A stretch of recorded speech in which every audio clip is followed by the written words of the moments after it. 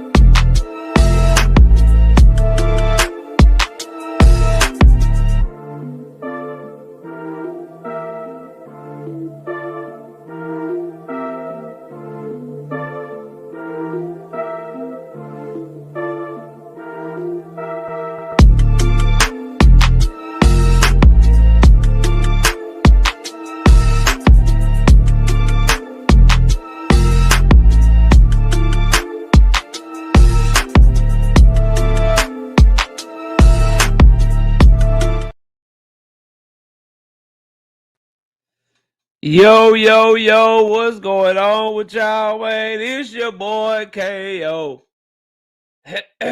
It's your boy Knockout.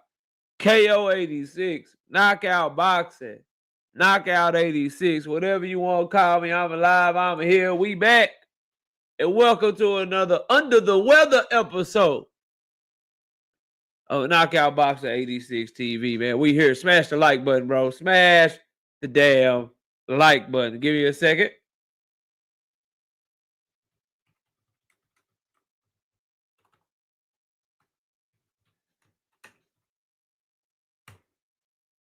All right, there we go. If it's okay with y'all, everybody in the building, I do want to let y'all know I'm gonna have to have my camera off today because we under the weather over here, and y'all don't want to see how I look right now. So we gonna have the camera off if that's okay with y'all. So as people come in and y'all like, yo, where's KO at? Why you ain't on camera? It's because I'm sick, y'all, but I still got to give y'all this content. So please smash the daggone like button, man. We still got some boxing to talk about. I'm gonna get in the way, get out the way, let everybody enjoy their damn Friday afternoon, and then we're gonna get straight to it. Let me see who all we got in the building. Before I do though, shout out to my dog Tim Carey, not Jim Carrey. 10 piece, no biscuit in the super chat. He said for happy hour, boy. I appreciate that, dog. We're gonna have to use that for happy hour next week because I'm finna lay down as soon as I get off of here, brother. But shout out to my dog Tim Carey, not Jim Carrey. Salute to you, bro. We got Emmanuel Carter, 5 piece. No biscuit in the super chat. He said absolutely nothing. He just showing love to the channel. I appreciate you, big dog. I appreciate you, big dog. All right, let's run the likes up. I got a few topics to cover. I might drop the link for a little bit, depending on how I feel after I say what I gotta say. If I got enough energy or not, then we're gonna run it on down. Shout out to TY 007 in the building. Autism Boy Cottage. What up, Mr. Make 'em Sick? Isaiah WYD. Yeah, I'm feeling a lot better, but I'm still fighting off the effects, bro. But I'm feeling a lot better. We got brother Huey Q. What's up with you, bro? Salute to you. Tim Carey, I see you. Lee Jackson in the building. What up, Lee? Texas DT20. What's happening with your big braille? What up with it? Emmanuel Carter, salute again. Savage Bow Million Films. Marzi, Emmanuel Pettigrew. Javon 856. What's up with you, Kurt Hurd? Salute. Appreciate you. Appreciate you, Kurt Hurd. Feeling a lot better, but we still fighting it off. No fever, no body aches down. Now it's just a congestion and slight little headache. We gonna be all right, bro. We gonna fight through it. The weekend should do as well. Terence 305, what's up with it, bro? Salute to your famo. Salute to everybody in the middle. Y'all, it's very important on days like this where we don't go live. Typically, the algorithm plays games with us, so I need y'all to make sure y'all hitting that like button. Everybody in here, please hit the like button. I need y'all to get the likes up. Mr. Fish, what's up, bro? Salute to you, fam. Salute to you, bro. While we letting people come in the building as they realize that KO is live, let's go ahead and cover one topic. I got one topic I want to cover for y'all before everybody gets in the building. Clip Farm, what up, bro? Salute to you, fam. Brian Norman Sr. said Brian Norman Jr. about to beat up and stop Devin Haney. And he went into some things that I have said for a long time about Devin Haney, and that is, I wonder what it's going to be like when he fights somebody closer to his size. We give him the reprieve. We give him the benefit of the doubt for Ryan Garcia because Ryan Garcia is a damn drug cheat. He's a damn drug cheat. You know what I mean? And so for Ryan Garcia, 10 the guys, salute homie, with the 5-piece. No biscuit in the super chat. I mean, I can tell, I can look at your picture, bro, and I can tell you a hustler, bro. He say for pushing through anyway. Yeah, 100%. I can tell you hustle like that too, dog. Miss KO had to sit me down, bro. I'd have been live yesterday. I'd have been live Wednesday. She said, "No, you need to sit your tail down somewhere." She made me sit it down, and she got me on the short leash today. She got me on the short leash today, bro. So yeah, I'm trying to push through it, bro. I don't know no other way. She made me sit down. You know what I'm saying? And it's good to have a great woman like that to look out for you, bro. But yeah, I'm pushing through this stuff. Come in. Hey, if I ain't here to talk boxing, who gonna talk about this, man? Salute to my homie 10 to God. I appreciate you, bro. Hey, speaking of which, y'all subscribe to the vlog channel, man. I got it pinned to the top. Oh no, that's the wrong. Shout out to my dog. Hold on. Where'd it go? There we go. I put Emmanuel Pettigrew up there. No disrespect, Emmanuel. I ain't mean to pin your comment. I meant to pin my own comment. There we go. Replace pin message. There we go. It's pinned to the chat. Y'all please go subscribe to the vlog, man. We got vlog content dropping tomorrow. LJ, what's up, homie? Salute to you. But appreciate you again, 10 to God, with that 5-piece in the super chat. Now, I have been saying this about Devin the Dream Haney for a while now, and that is, what is he going to look like when he finally starts to fight people that are closer to his weight? We all know the thing with Devin was he was always having a size advantage over the people that he was fighting at 135 and even 140. And what is it going to be like when someone can match that size, match that strength, and he doesn't have all these physical advantages over somebody? And that's one thing that Brian Norman Sr. was alluding to when he was over there talking to Mill City Boxing. And that is, they see a fighter that was just taking advantage of fighting smaller guys. And he started naming Jorge Linares. He went in on George Kambosos. He talked about Jojo Diaz. None of those guys are bad fighters. Lomachenko is a really good fighter. But we're talking about dudes that he's fighting that's 5'4", with 5'4", 5'5", with arm reaches from 65 to 67. So he always had a 3 to 4 inch height reach advantage and a 3 to 4 inch arm reach advantage. And so he was able to jab, keep him from coming in, use his distance, use his athleticism, and then grab him when they came in. Well, now what is it gonna be like when he can't grab nobody? Because I'm telling y'all right now, if he's trying to use that jab grab tactic, moving around the ring, trying to grab somebody stronger than you, like Brian Norman Jr., who put Devin Haney's security guard on his back pockets when they got into it during the face-off, you trying to grab him, and he gonna still be able to let them hooks go, let them uppercuts go on the inside. We saw what happened to Giovanni Santilli. You feel what I'm saying? Frederick Littlejohn, what's up, homie? So when you look at it from that angle, you got to wonder, like, how does Devin Haney win this fight? And Devin Haney fans don't like when I say this, but it's very, very simple to me. It's a very clear analysis, in my opinion. He wins the fight against Brian Norman Jr. by fighting like a 304, by fighting like a streetwalker, by fighting like a day walker. That's right, a hoe. Fight like a hoe. You got to fight like a hoe to win the fight, bro, because at the end of the day, if he tries to fight how he fought Loma and sit in the pocket and try to counter and try to look for shots to the body, if he fights how he fought against Regis and he stays there, he's counting on this trash-ass footwork with no skills or whatever, bro, that's going to be sadly mistaken. Fighting Brian Norman Jr. at mid-range and Brian Norman Jr. being willing to throw at the same time as Devin Haney is going to be a recipe for disaster for Devin the Dream Haney. And Brian Norman Sr., who talks a lot of shit about Brian Norman Jr. opponents and has a lot of confidence in his son. He's still talking about Boots Ennis, even though him and his son ducked Jerron Boots Ennis, but he talking a lot of shit about Devin Haney, and he's saying he putting the game plan together. And he said when they look at Devin Haney, they see somebody that he know his son gonna beat up, and he know his son gonna tax that ass. And so I can't wait to see how this plays out, man. But they talking very, very confidently over there in the Norman camp, and you can't help but compare that to the lack of confidence that Bill Haney has showed leading up to this fight, whether it be the negotiations, pulling the bullshit with the damn, what was it, the negotiations and the drug testing, agreeing to drug testing, then wanting to change it at the last minute, or whether it be just calling Tay Jones behind the scenes trying to get out the fight, like just a whole lot of shit going on. That makes me believe that they're not as confident as they seem. And then the other aspect of this fight that you have to think about, that you have to bring up, is the Turkey Alalshikh effect. We saw how Turkey Alalshikh's words, how the way he wants to have his fight cards, how the way that he wants to have things done. We saw that how that affected the way that Shakur Stevenson approached the fight when he was on the Turkey Alalshikh card. Kishwar Meacham, I see you. What's up? Tez 305, what's good with you? Salute to everybody. 77 people in the building. We only on our first topic of the day. Please smash that like button. Please smash that like button. Please get the likes up. Run the likes all the way up to 100. I need the likes to get to 100. We're not normally live on a Friday afternoon, so it's very important that y'all get me in the algorithm for everybody looking for boxing content by hitting that like button. I understand that everybody can't donate to the channel. Everybody can't hit the super chat. Everybody can't hit the cash app, but everybody can hit the like button. So please hit the like button. And also, I do ask that you donate to the channel in the super chat and the cash app, and join the channel as a member. I'm one of the only content creators that give back to my channel members every single week. I've been sick all week, but guess what? My channel members are still going to get. You're going to get prediction videos uploaded tomorrow before the fights, so we can all try to make some money together. So do me a solid and hit the damn like button, even if you can't donate to the channel right now. Even though it is Friday and half of y'all got paid. It's payday. Y'all got paid. Donate to the channel. No, I'm just playing. I'm just playing, but I'm serious.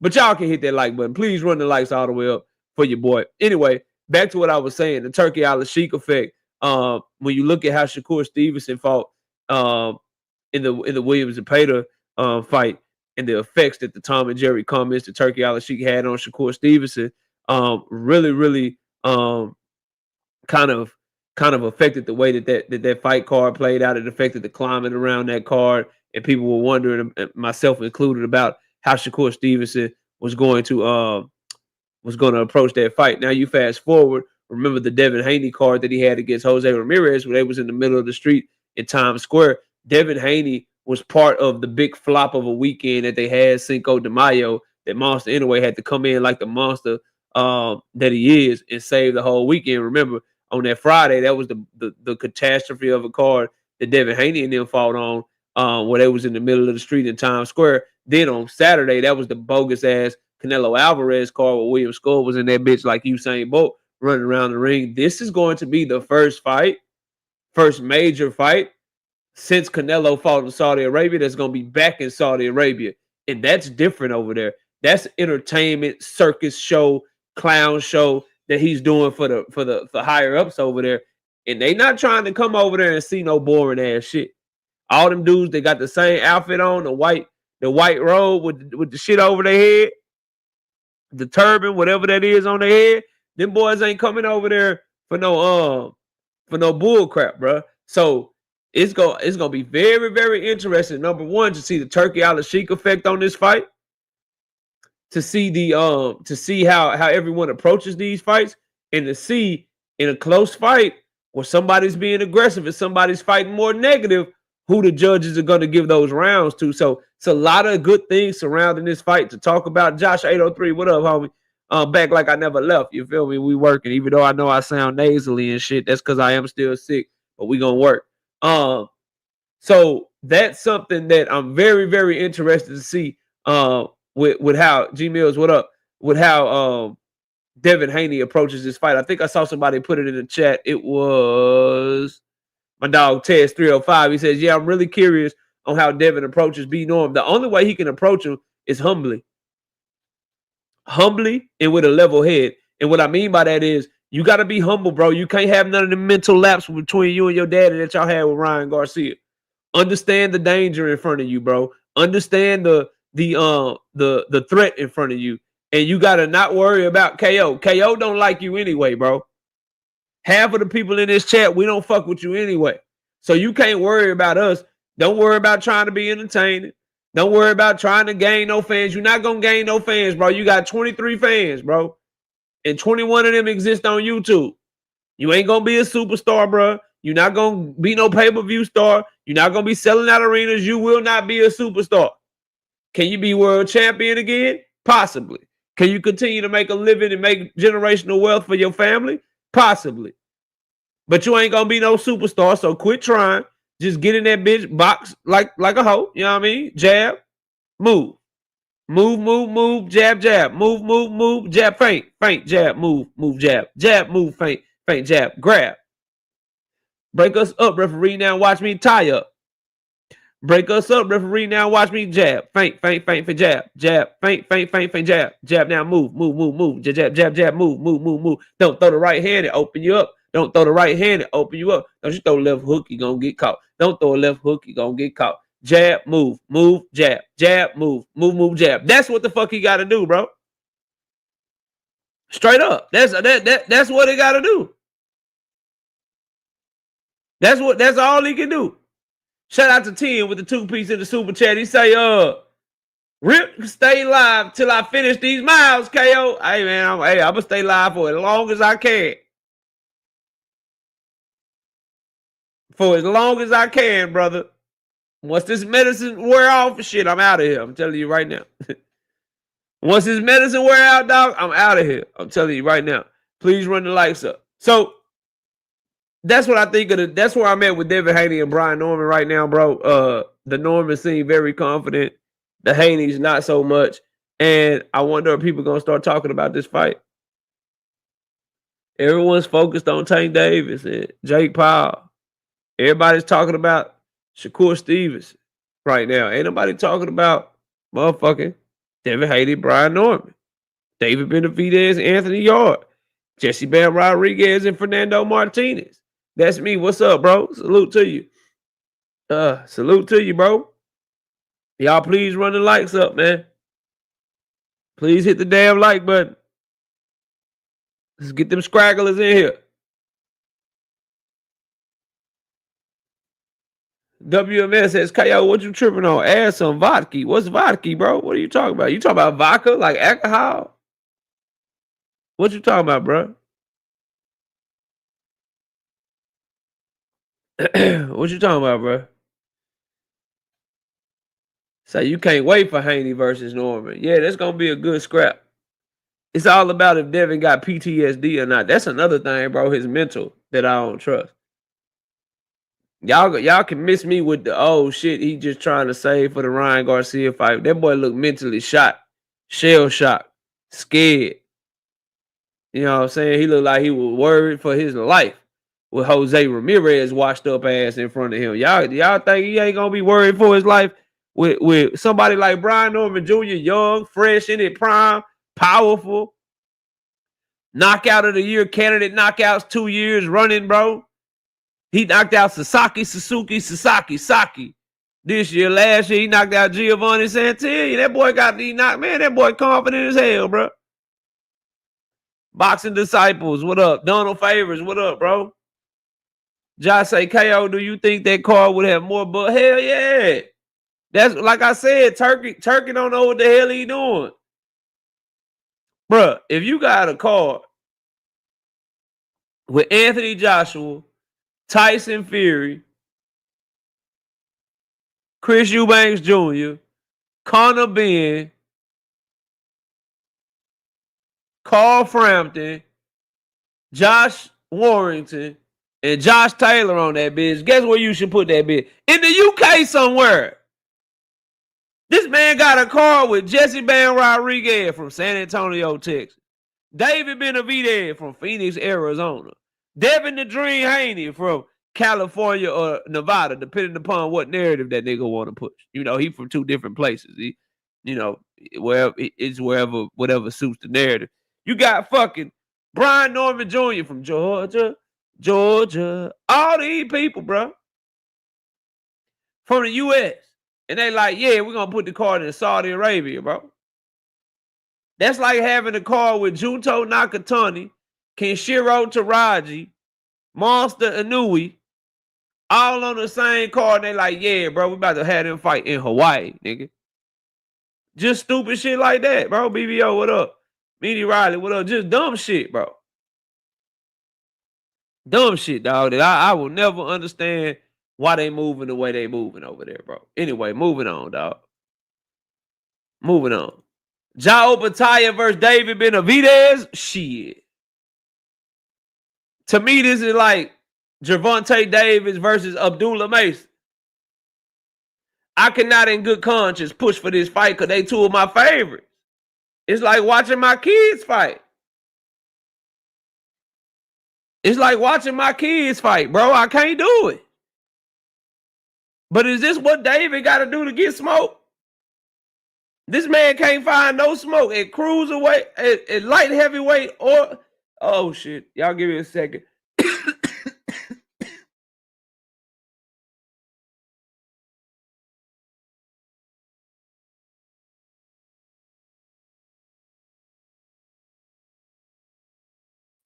All right, we back. See, I got too damn excited. See, I started talking too damn.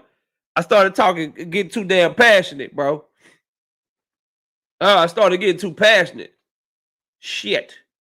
Anyway, Opetaia, David Benavidez, bruh, them two dogs that can't get no fight. So I understand. It's kind of like when Benavidez had to fight. What's up, Ghetto Fab? It's kind of like when David Benavidez had to fight David Morrell because he couldn't get no smoke. How he had to fight Demetrius Andrade because he can't get no smoke. Opetaia cannot seem to get Zerto Ramirez in the ring with him to save his life. He can't get Badu Jack in the ring with him to save his damn life. So it's very, very tough for me if I'm gonna have to watch Opetaia versus David Benavidez, bro.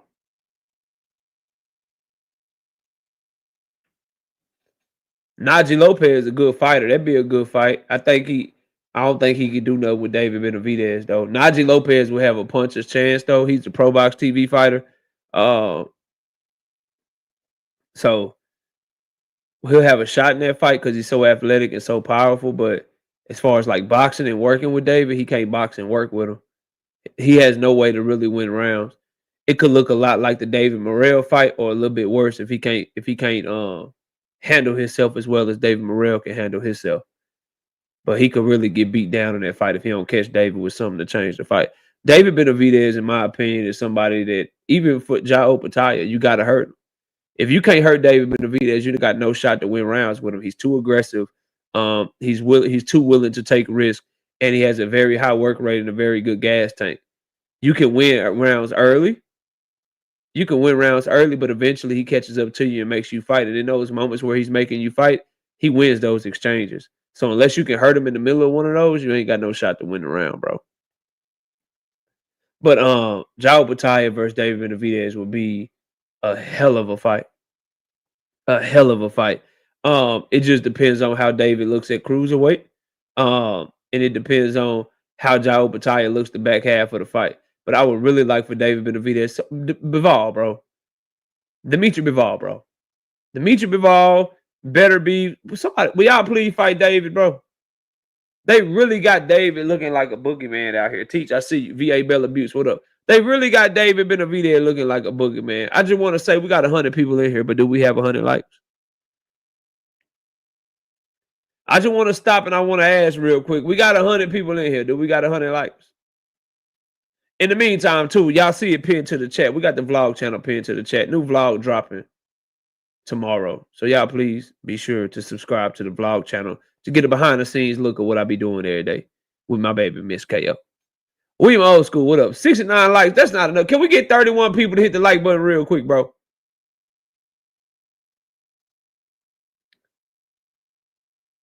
$31 people. That's all we need. 31. To smash that like button. Smash the gas on the like button. J. Cool, I am. I'm working through it, though, J. Cool.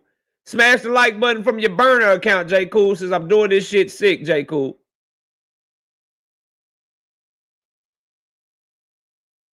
J. Cool, I know you got like 15 accounts. So smash the like button on all of them to get us there, man. That boy say, you still sound sick. I am, bro. But I gotta talk this boxing. Then I'm gonna get on down. I'm laying my ass down. Finna lay up and watch scary movies with my wife all damn night till I fall asleep. We was just smash the goddamn like button, people. Devontae, you ain't never lied, bro. I'm still eating, man. That shit so good, bro. That's the best soup I ever ate in my life, bro. Real talk. I ain't just saying that because wifey made it. Shit, that shit good. Get her done. Yeah, bro. Get the likes up, man. I'm trying to get to these main topics. In the meantime, though, please don't do it. Don't do it. Please don't do it. I do not want Jai Opetaia to fight David Benavidez. I don't like my favorite fighters to fight each other, bro. I don't like my favorite fighters to fight each other, dog.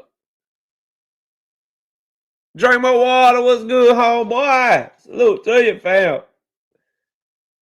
I do not like my favorite fighters to fight each other, but damn, that's a damn good fight, bro. That's a damn good fight, man. And them two right there, that Australian, New Zealander, fucking Jai Opetaia and David Benavidez, boy, them boys ain't gonna back down at all. They'll fight. Cedric, what up?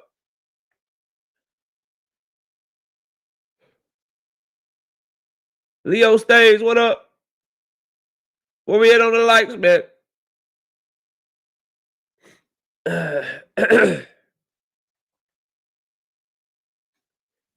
80? Hell no.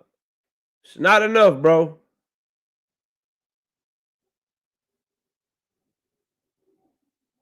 TLF Ash, what up? Sunshine, what up? Appreciate you, Sunshine. Yeah, we're working through it, man. We're getting better. Good enough to do this for a little bit at least.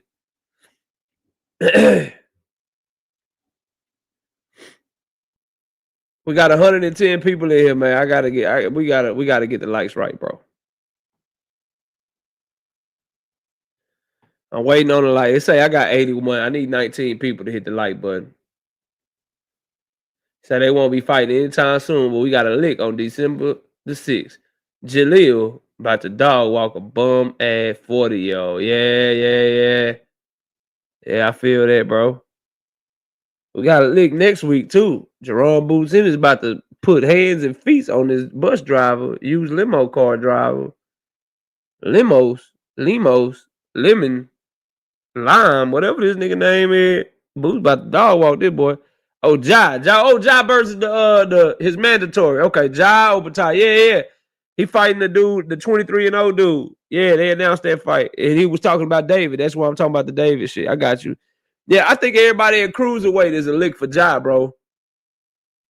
Everybody at cruiserweight is a lick for Jai Opetaia, to be honest with you. Cruiserweight, they straight, but they ain't really like that, bro. We got Showtime the guy. 2-piece. No biscuit in the super chat. Say, get well soon. 100. I'm trying, dog. William Old School, I would if I could, bro. I would if I could. But Jai Opetaia versus David Benavidez, that's fight of the year.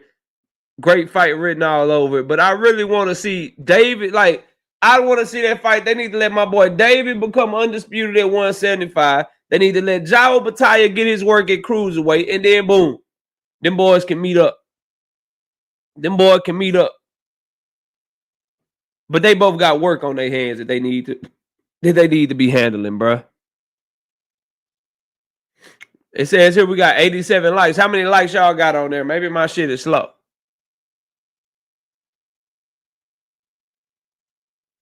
He say Raymond Muratalla gotta fight Andy Cruz. It's been ordered by the IBF. Good fight right there. Hope Muratalla accepts. It's either accept or drop the belt at this point, because IBF don't play that shit. Because the IBF don't play that shit, bro. Dundrick, what up, homie? The IBF don't play that shit. That fight is gonna be very boring, though. Two counterpuncher by nature that don't like to lead, that try to wait on people to make mistakes. That's gonna be. If I want to watch chess, I watch Bobby Fischer. That's why I don't like fights like that. Fights like Shit, Shakur and T.O. is another one. Devin versus T.O. Shit, Shakur versus Devin E fights where it's gonna be wait and see, and don't nobody want to make a mistake, and there's gonna be a lot of feints and shit. That ain't really my cup of tea, bro. That ain't really my cup of tea. Andy Cruz and Muratalla. After I seen how Tevin Farmer was able to feint Muratalla to death, I'm worried about Muratalla fighting anybody with any kind of feint game and ring IQ, bro. And Andy Cruz got that shit as an Olympic gold medalist, a counter puncher, some good footwork, that Cuban school of boxing. That shit gonna be like a little bit more action-packed Tevin Farmer type fight for Raymond Muratalla. And it's gonna be who can just tag your hit the most, bro. David Tisdale, what's up, homie? That's what that shit look like to me, dog. But hopefully they make that shit happen, bro. We up to 92 likes. I'm ready to get to the next topic, but I got to get to 100 likes, bro.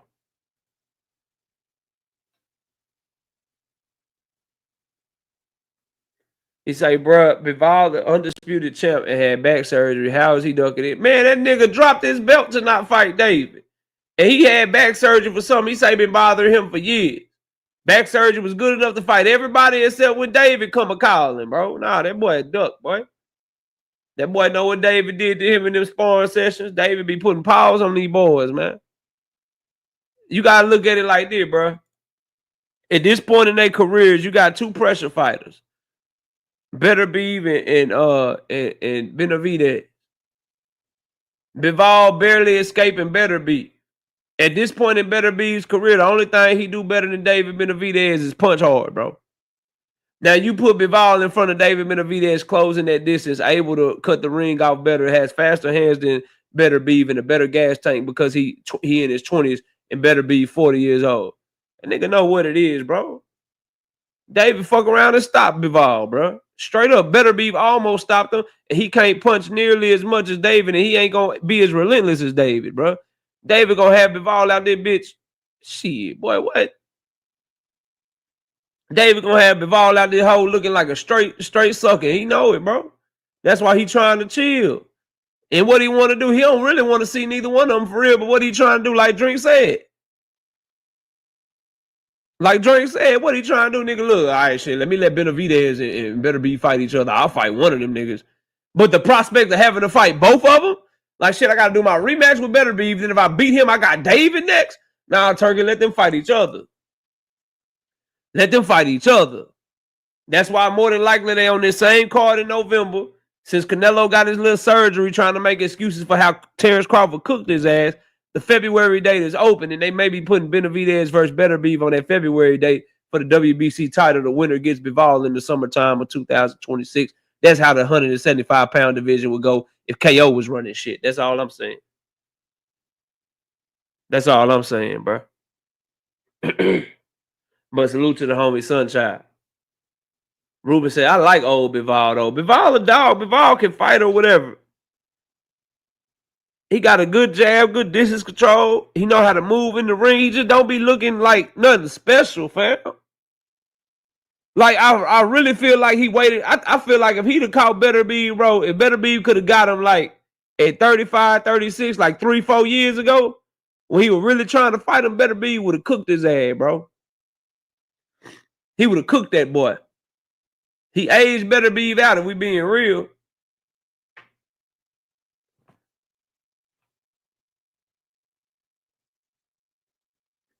Y'all give me a second. I gotta handle this code. Give me a second.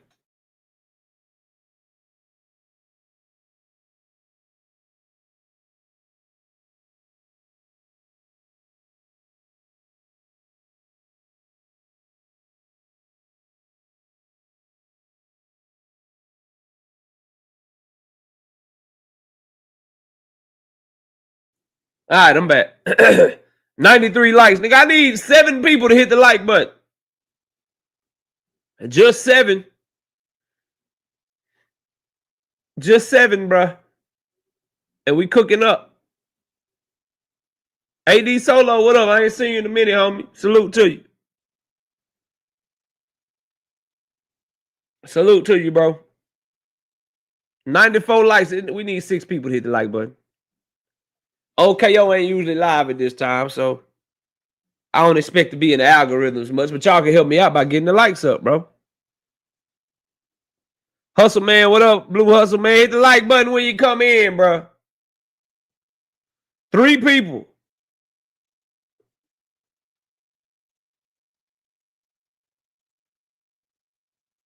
Jado, what up?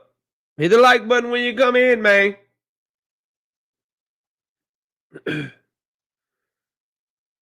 Cobain too greedy. What up, bro? Blue said, I did, fam. Shit. Nigga, you about to talk about I gotta hear what you gotta say about Shakur before I hit the like button now. I gotta hear KO, you plan on having any interviews at all? You must be new to the channel, bro. We done interviewed Abdullah Mason a couple of times. We done interviewed we done had what's the dude name? We had Sir Golson on the channel. I've interviewed Kenny Ellis before. We've had Bill Haney's come by the channel. That wasn't really an interview, that was just me cooking his ass. Yeah, bro, we do interviews. I'm not an interview seeker, you know what I mean? They just happen organically, bro. They just happen organically, bro. All right, moving on, bro. Hey, Floyd Schofield got some nerve, bro. I was watching a Fight Hype interview, fam, and this man said Shakur should be fighting him and not Team Alifu. Like, we don't know that you ducked out on the fight 24 hours before the fight. Shakur was about to fight you. He was about to fight you. Y'all didn't fight because of your mysterious illness. You didn't fight because you had, can anybody put it in the damn chat? What was wrong with Schofield, bro? When Shakur Stevenson had to fight pad work Padley, speed bag Padley, bro, heavy bag Padley, water bag Padley, when he had to fight him because Schofield pulled out, what was the illness, bro? Somebody tell me what the illness was, bro. And the audacity, he should fight you instead of fighting a 2-division lineal champion that's considered one of the 4 kings, is one of the better fighters from 140 down. I don't see, bro. And somebody just asked me, yo, interviews, blah blah. Listen, bro, on everything I love, bro, on my family.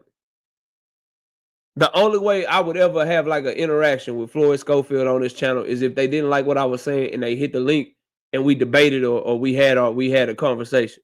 I would never interview them, bro. I will never be like, yeah, bro, y'all come by next week. I got this Floyd Schofield interview, bro. I would never do it. I would never do it, bro, because I just can't be fake. And when I interview people, I just ask them questions. I let them cook. Carl Brown, what up? But this shit, nah, dog, you tripping. And I'm not even a Shakur fan. But this is all the way out of pocket. You would have been fighting them. You would have been fighting them in February of 2025, and you could be a world champion right now if you would have fought him and beat him. Y'all got a fake illness, bro. And I don't like this shit because now Alpha Shakur is one of my favorites. This nigga had the nerve to say JoJo Diaz is a better fighter. His daddy said JoJo Diaz is a better fighter than Abdullah Mason, bro. He said we turned down the Abdullah Mason fight, but now we fighting a better fighter in JoJo Diaz. What?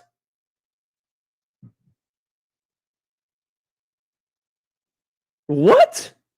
They turned down $1 million payday to fight Abdullah Mason, to fight Tevin Foreman, and now they fighting JoJo Diaz. Somebody asked him about motherfucking Abdullah Mason. They say JoJo Diaz better, bro. How could you just listen to them say that and take them serious, bro? How could you watch JoJo and watch Abdullah right now and be like, yeah, JoJo better, bro? And this is your coach. This is the person that's supposed to come up with your game plan, make adjustments for you in the corner, tell you what you're doing wrong, tell you what you're doing right. What's wrong with his eyes, bro? Couldn't be me. Couldn't be me, dog. The idea that you duck somebody then say they should be fighting you after you duck them is crazy.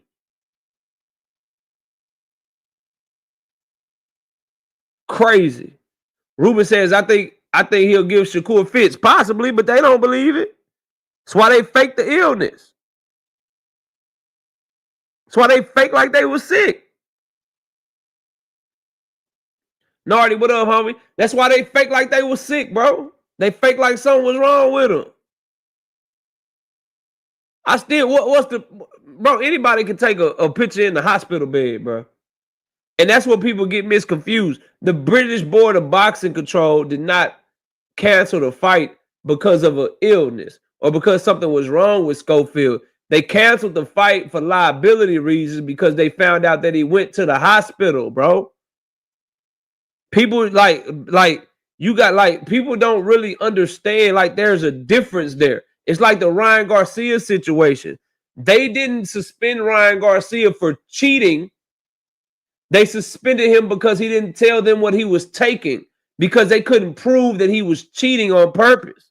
So they suspended him for what they could suspend him for.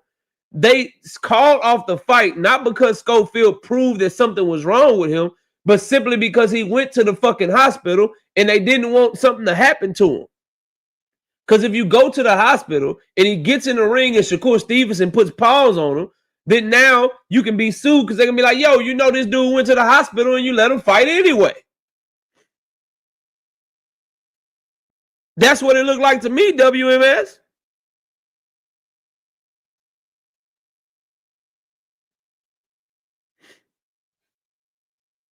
Shout out to my dog, Carl. Victor, what's up, homie? Shout out to my dog, Carl. Carl say, do you really think he's fake? Yes. Turn around and say you want to still fight him? Yes. I believe somebody sabotaged that fight, and I'm not going to change. I truly believe. I believe too. I believe somebody sabotaged that fight too, Carl. And I'm not going to say no names. But his name rhymed with Schofield, bro. Yeah, that fight got sabotaged all right by a nigga whose name rhymed with Schofield. You go figure it out. You go figure it out, bro. You go figure out who I'm talking about. But yeah, that fight got sabotaged, bro. That fight got sabotaged for sure by a dude named Schofield, bro. And now they talking like they want to fight. Let me see something real quick. I just want to look at something.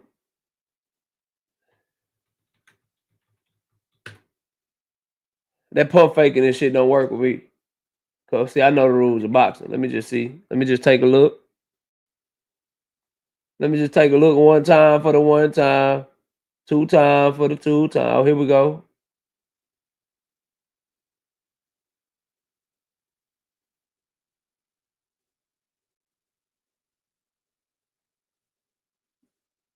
Okay. There we go. Let's share this real quick.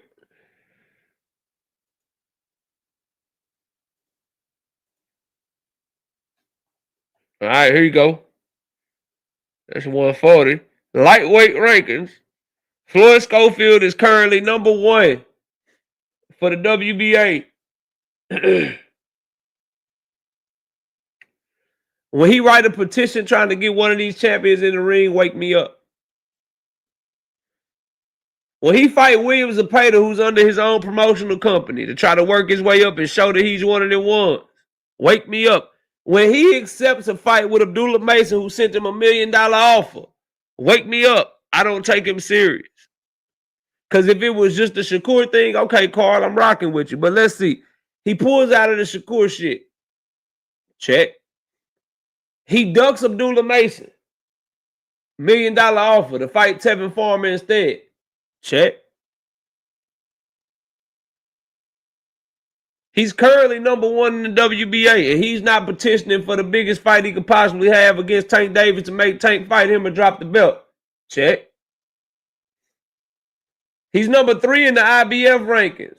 Andy Cruz and his team petitioned Raymond Muratalla, and they got the fight. Why didn't Schofield and his team petition Andy Cruz for a final eliminator to see who could get the damn shot at motherfucking Raymond Muratalla? Them boys don't want no smoke, man. They wanna live out that contract they got with Golden, boy. They want to live that contract out fighting bums, dog. They want to live out that contract fighting nothing but bums. Okay? That's what's going on here, bro.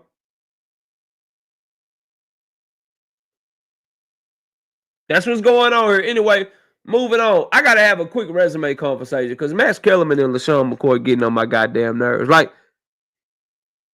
there are plenty of things that Tank Davis deserves criticism for. Right? This Jake Paul, he deserved criticism shit for that. Right? The outside the ring issues, he deserves criticism for that. G. McCall, what up? But Max Kellerman and LaShawn McCoy talking about his resume when he has a better resume than the people that they compare him to is absolutely crazy to me. Furthermore, when you're LaShawn McCoy, bro, you don't like, why does he get to talk boxing, bro?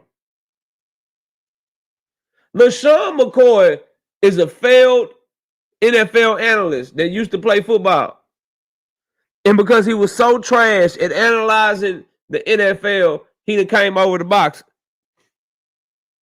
As a matter of fact, LaShawn McCoy said Tank Davis ain't never fought no elite competition.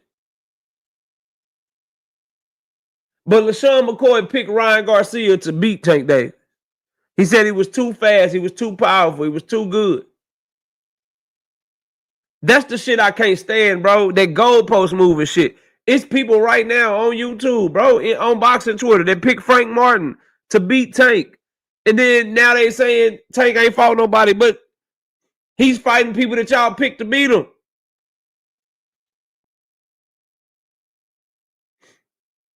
He's fighting people. He's fighting people y'all picked to beat him. Then when he beat him, oh, we knew he was gonna beat him. He ain't fight nobody. So why the fuck y'all picking these dudes to beat him? Furthermore, though, since I got truth in here, two of these cats, Timalifu, he disqualified, bro. You can't even have a conversation with him and Tank. This nigga lost to fucking George Camboso's trash ass, who got stopped by Loma, who got stopped by Richardson Hitchens, who barely got by against Lee Selby, who barely got by against Maxie Hughes, who barely got by against the past his prime Mickey Bay. He cooked. He out of here, bro. Like, get the fuck out of here. Team Alifu looked like shit against Claggett Baguette Bread. He lost to Jermaine Ortiz, if we being real. He lost to Sandor Martin, if we being real. Nigga, get the fuck out of here. Max? The fuck out of here, bro. He's fought more world champions, current or former, than anybody that you compare him to. So what are we talking about?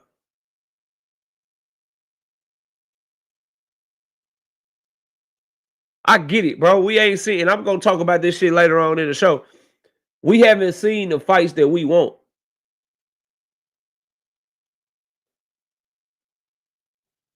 However, to act like Tank ain't put in no real work, bro, it's crazy to me. For his resume to be so trash, bro, it's so a lot of his contemporaries want to fight niggas that he fought before. I'm listening to guys like Tim Bradley. I'm listening to guys talk about Shakur Stevenson don't need Tank, and then say he don't need Tank because he could go fight a nigga that Tank already knocked out in Ryan Garcia. This is why I caught a cold, bro, because y'all giving me too many headaches. Y'all fucking with my immune system with these bullshit ass talking points, bro. Hey, he don't need this person, but he could just go fight a person that this person already stopped. Make that shit make sense, bro.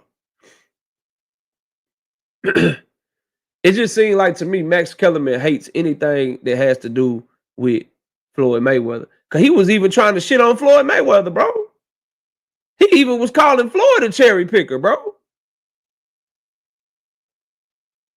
I just in good conscience, bro. How many of y'all watch track, bro? 503, what up? Jupe, I see you in the building. How many of y'all watch track and field, the Olympics and shit? How many of y'all watch track and field, bro?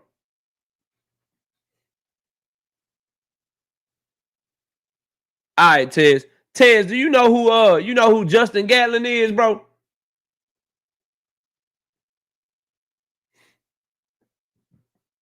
Thrill Hill, what up, OG?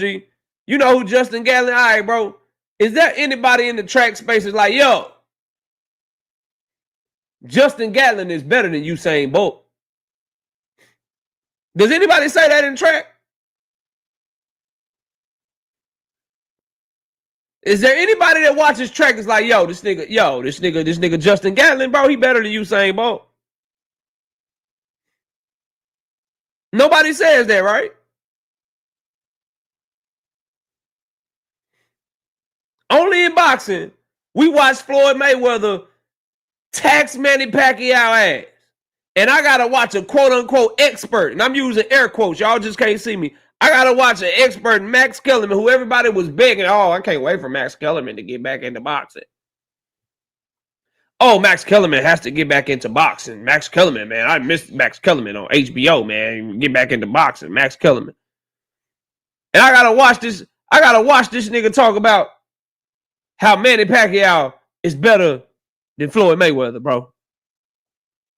And they pay him for this analysis, bro. They pay him for this shit. Nah, dog. Nah, bro, you tripping. You tripping, fam. Like, bro, when that's your analysis, I can't take nothing you say serious, bro. Cause I already know you compromised out here, dog. It's like what I was saying about you know what I'm saying, Devin Haney fans, bro. A lot of these content creators, like, nigga, if you won't call the shit that he do flawed, but you only point out the shit that fighters that you don't like do is flawed, then nigga, I can't take you serious, bro. You compromised out here. So now I ain't feeling nothing that Max Kellerman and Shady McCoy said. Shady McCoy, bro, you was a hell of a running back. You used to give my Cowboys hell, boy. But your boxing takes, boy, you trash. That's why you getting fired from every job. He just like Chris Mannix. Chris Mannix used to try to talk basketball. He used to be on the talking head shows. He just sucked, so he got demoted to boxing. Y'all looking in the wrong places. Quit going. Listen, boxing outlets. Let me do a promo plug, man. Paramount Plus, bro. Prime Video, Netflix. Shit, The Zone. Y'all looking in the wrong Pro Box TV. Shit, Zuffa, TKO. Y'all looking in the wrong places for your boxing talent, your boxing analysis talent, bro. Stop finding these people that fail to analyze in other sports, these rejects. Bring your ass over here to YouTube. And there's plenty of cats over here on YouTube going way harder than what y'all got up there, bro. There's plenty of cats over here on YouTube that go way, way harder than what y'all got going on over there. They know way more boxing, that make way more sense, that know how to follow the sport. But we got some shit over here, boy. I tell you. Put me. Listen, I don't mean to toot my own horn, but I'm going to toot this motherfucker. Bro, I will cook the fuck out of Max Kellerman, bro. Say you, hey, somebody put LaShawn McCoy. Y'all want to see a dead body, bro? Put LaShawn McCoy in front of KO, man. Cam J, what's up, homie? Y'all go subscribe to the homie. Hey, somebody put one of them boys in front of me, man. Put one of them boys in front of KO and see what I do to him, man. He can have all the notes. You can bring LaShawn McCoy up here. You ain't got to tell me the topic first. Just bring him up here. LaShawn, Shady, come on. You got to go talk to KO, man. You got to go talk to KO. You're going to have to explain to him your take on Tank Davis not fighting nobody, even though he fought a nigga you picked to beat him. Even though he fought a nigga you picked to beat him, you gotta go talk to KO about this shit, because it ain't making no sense. Shout out to Javon856 with the 5-piece in the super chat. He say, that's why Max ain't on ESPN no more. I heard him say Kawhi was better than Kobe. May Kobe Bryant rest in peace. That's disrespectful to Kobe. It's disrespectful. Kawhi is a great player. He ain't nowhere near Kobe. Hey, I'm moving on, though. Next topic. Hey, Bud Crawford, come here, bro. I think we all got caught up. Drink more water. If you still in the building, you may not like this segment of the show, fam.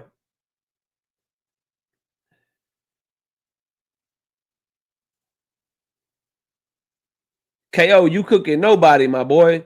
I'll check your temperature in real time. At Knockout Boxing 86 TV. Shanita Slowette Jenkins. I don't talk to women like that, bro. So what you need to do is learn how to get your own YouTube account and not use your lady's account or use your sister's account or your mama's account, bro. I know you broke as shit, but getting a YouTube account is free, my nigga. All you need is a Google email. So if you want to talk shit to me, how about you get off your girl or your sister or your mama or your cousin, get off of her shit, get your own shit, and then come back and talk shit to me. How about that? How about you do that? Until then,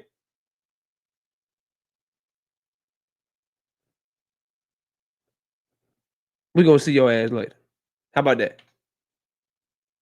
How about that? You go get your own account and then come back and holler at me. Don't use your old lady's account to talk shit. Okay? Don't do that. That's just let me know you probably ain't got your own car, nigga. You probably don't have your own house. You know what I mean? You don't know what a car title look like. You ain't never had one. You know what I mean?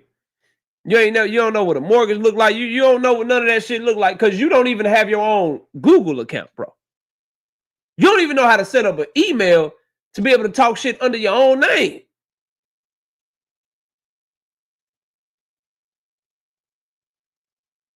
You like Floyd Schofield Jr. in a way. Like Floyd Schofield Jr. don't even have control of his own account. His daddy using his account. You using somebody else's account to talk shit about pressing somebody in real life. I won't even know what you look like.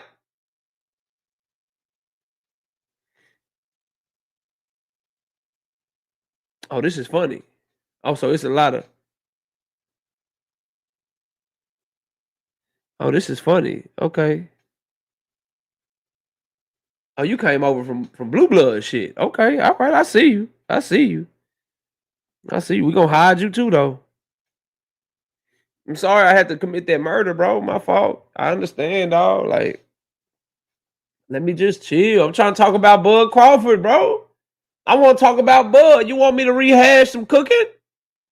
Don't make me do it, bro. I don't really want to. I'm just trying to sit down, be humble, get over this cold. Y'all give me a sec. I gotta blow my nose.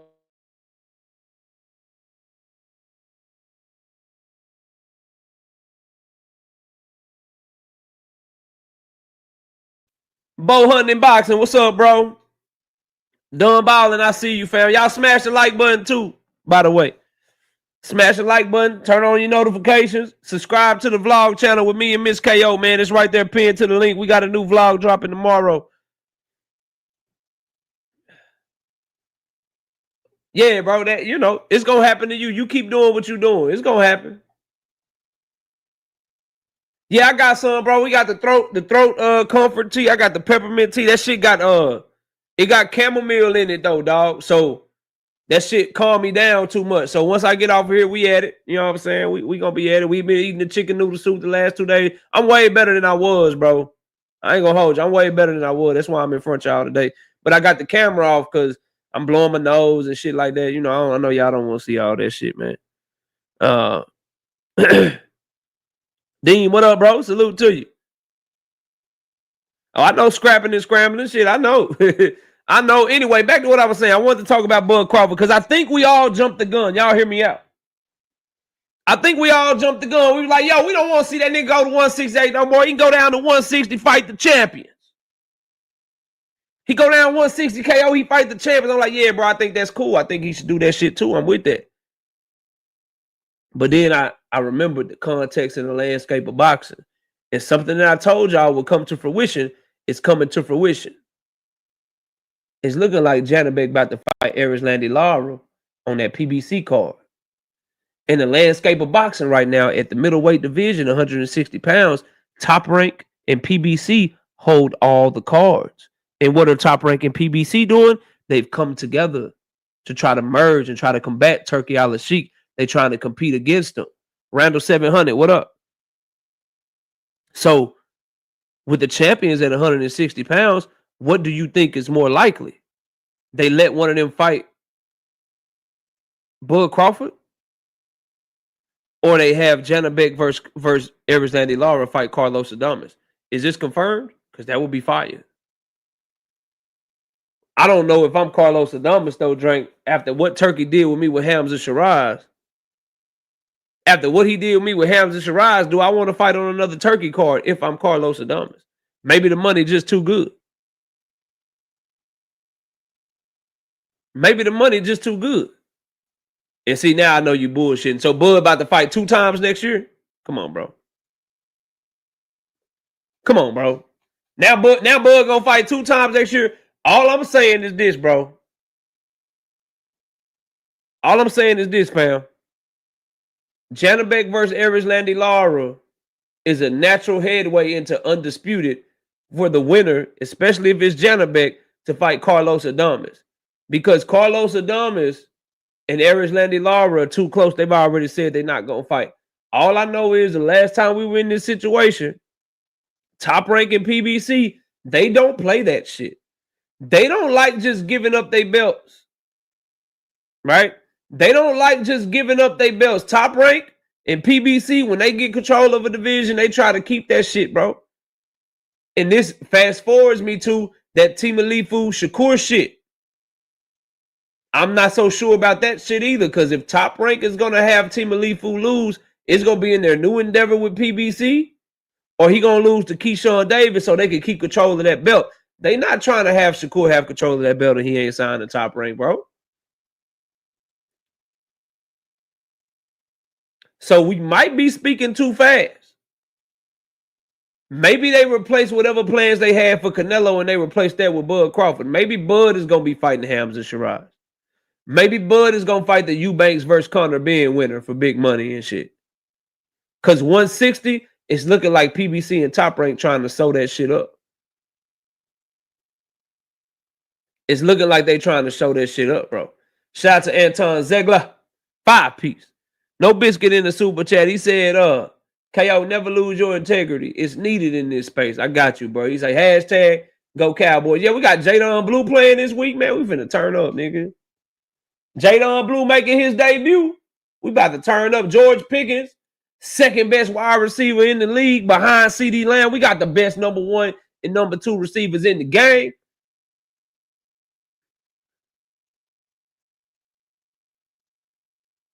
Top Rank doesn't have a home. They are doing what they do right now. The money is large enough, Bud will get any other fights. Nah, I wouldn't be so sure. I wouldn't be so sure. Their deal was up in August of 2025. They not going to announce nothing until something in 2026. You're not finna get no deal and start that deal in the middle of the year. Most deals going to start the following year. When PBC announced their deal, Tunnel Vision, it was for the following year. When this deal that Paramount just announced with UFC and with Zuffa Boxing, that shit starts next year. So nah, bro, I wouldn't say they don't have a home. We just don't know where their home is, bro. That portfolio of fighters that they got is too damn good. It's too damn good for nobody to want to get them. And with what they're doing with Premier Boxing Champions, don't be surprised if you don't hear some big dual announcement for next year very, very soon.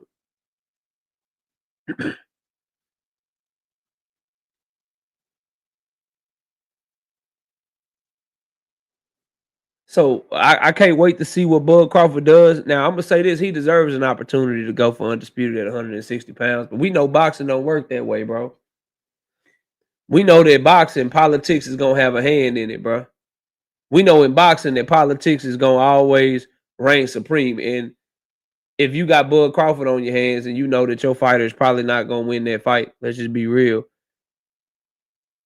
You want to just have him go lose 2 belts, 3 belts, 4 belts to Bud Crawford? They're gonna have to pay stupid amounts of money, bro. Or do you wait him out and wait for him to get older and maybe you can pick him off? That's what it looked like is going on to me. Otherwise, they would have let Janabek fight him right now. They let Lara fight him right now. They let Adames fight him right now. But they already making Janabek versus Erislandy Lara. I think that gives up their plans. I think they make Janabek versus Lara, and I think the winner, assuming this Janabek, is going to be fighting Carlos Adames for undisputed.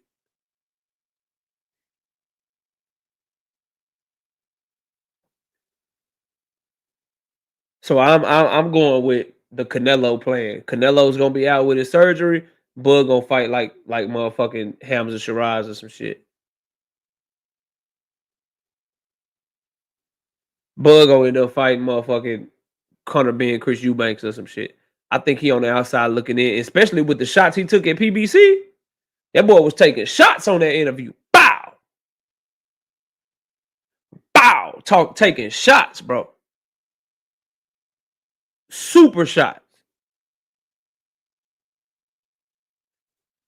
Who unified out of the three? Janabek got the WBO and the IBF right now. He's about to fight Lara for the WBA. WBC right now is Carlos Adames. All the three of those fighters have 4 of the belts, and they all with top rank in the PBC. I don't think top rank in PBC makes one unification fight if they don't have eyes on making another one, is the point I'm trying to make to y'all, bro. Cathinas, what's up, homie? That's the point I'm trying to make to y'all, bro. Laura is nice. I like the way that Laura changed his he changed his fighting style when he got older. And he adapted well. And now he knocking shit out and sitting down on the shots and stepping on dudes, bro. If Laura would have been fighting like this when he fought Canelo, I'm not saying he would have stopped Canelo. He probably could have won that fight very clearly. If he would have moved around a little bit less and used his counter punching and his time and ability to plant his feet and really get respect.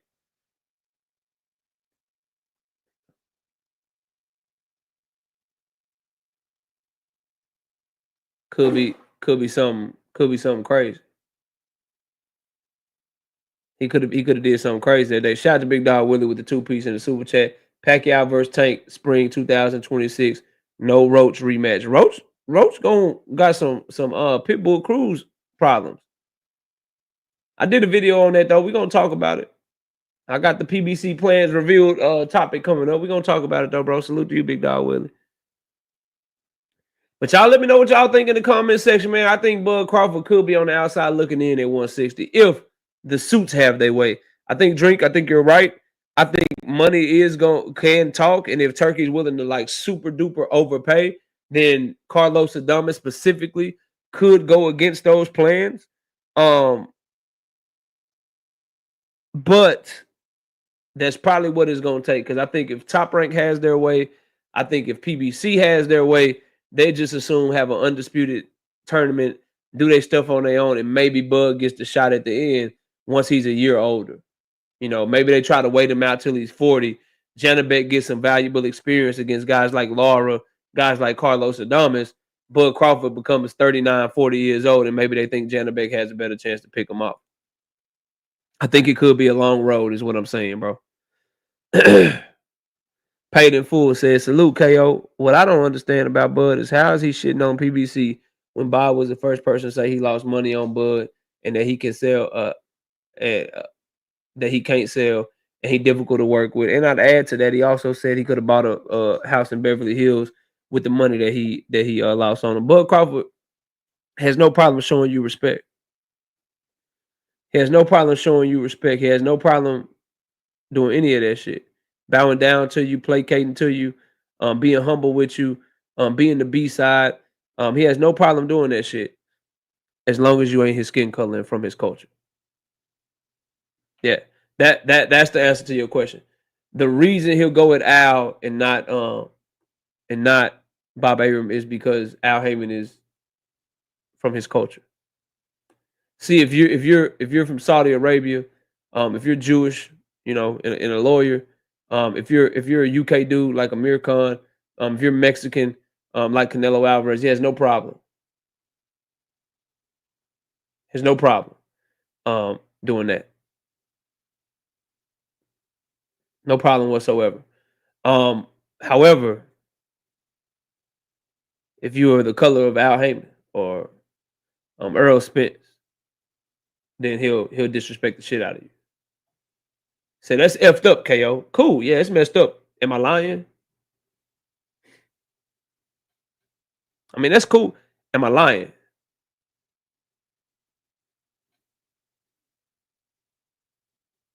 I'm just saying what I see, brother. Am I lying though? It's only what I see.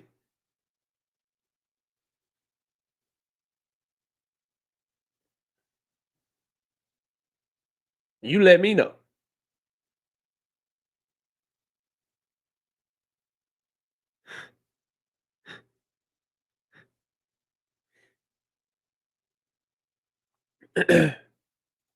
You let me know.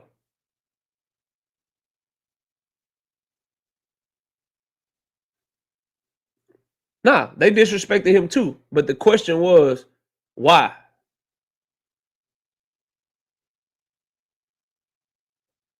Why he respond back to them a certain way when Bob said things to him just as incendiary? Nah, Drink, don't put that on me. I ain't calling that man a coon. He just be picking and choosing, bro. That's all. He just be picking and choosing. That ain't no coon. That ain't lying.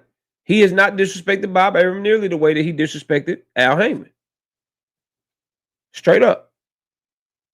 That's not a lie, bro. I mean, you can get mad all you want to, or you can. I ain't saying you mad. I don't think you're mad. You can get mad all you want to. I'm not calling him a coon. He just, self hate, bro. Different energy. Different energy for those that look like him compared to those that don't. It's okay. That's why the Earl Spence fight, it was only big for the urban community, but the Madrimal fight was big for the world. I didn't make him say that shit, bro. He said that shit. I didn't make him shit on his own fans and say the UK fans was better. He said that shit, bro.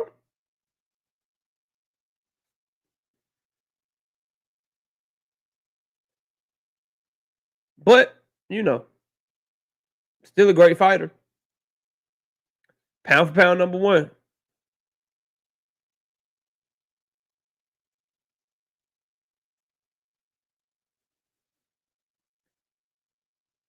Anyway, I'm moving on, bro. I don't want y'all to get all mad. I hope he gets the fights. He deserves to get the fights, bro. He deserves to go for undisputed at 160. And I hope politics don't get in the way. Hopefully he can get this Carlos Adames fight. I seen him and Carlos Adames sparring footage. That looked like some really good sparring that Bud was getting the better of. Carlos Adames is naturally bigger, but I think he'll end up probably getting caught trying to play that box puncher game. You can't play the boxer puncher game with Bud Crawford, bro. His timing too good. His ability's too good. Seeing everything. Counter punching is too good.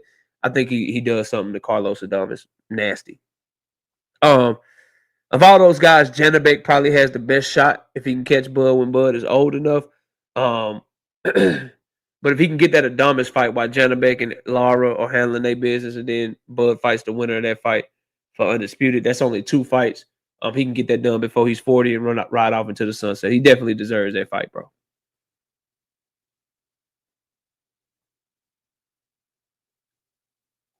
No, Bob, but just remember, Bob Arum is a good guy, and we don't know his heart. Just everybody always remember that shit. Only to go on and sue him for being racist. Y'all, please don't make me start cooking him, bro.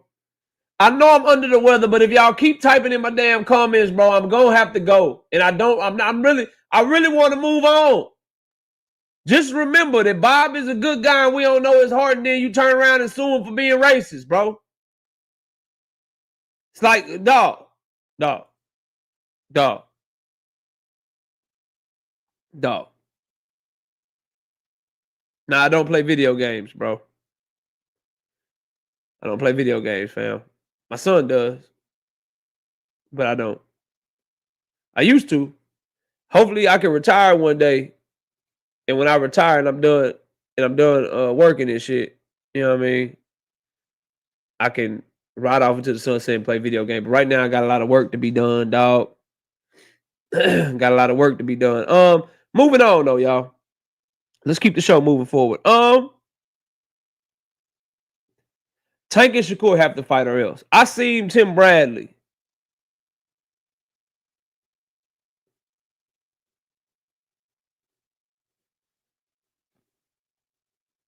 Tim Bradley said that Shakur don't need Tank. And people are riding with this and running with this. Oh, my Madden skills used to be good. They trash now, bro. I ain't played Madden in a long ass time. And I heard some of the arguments that Tim Bradley was making. And I gotta say, bro, this shit is like rinse, wash, and repeat. It was the same shit I was hearing with Earl Spence and Terence Crawford. They don't need each other. Bud don't need Earl. Earl don't need Bud. And my stance is the same, bro. They need each other. Tank and Shakur need each other for some of the same reasons and for different reasons. They both need each other for legacy. This idea that Shakur Stevenson, there's some path out there to relevancy. There's some path out there to superstardom. There's some path out there to, I'm going to get there, Leo. There's some path out there to being the man without fighting Tank. It's crazy, bro. It's absolutely crazy. No matter what he does, no matter who he fights, it's going to always be, but what about Tank? In the barbershops, in boxing conversations, whatever. Same thing for Tank Davis. Tank fans, y'all ain't off the hook either.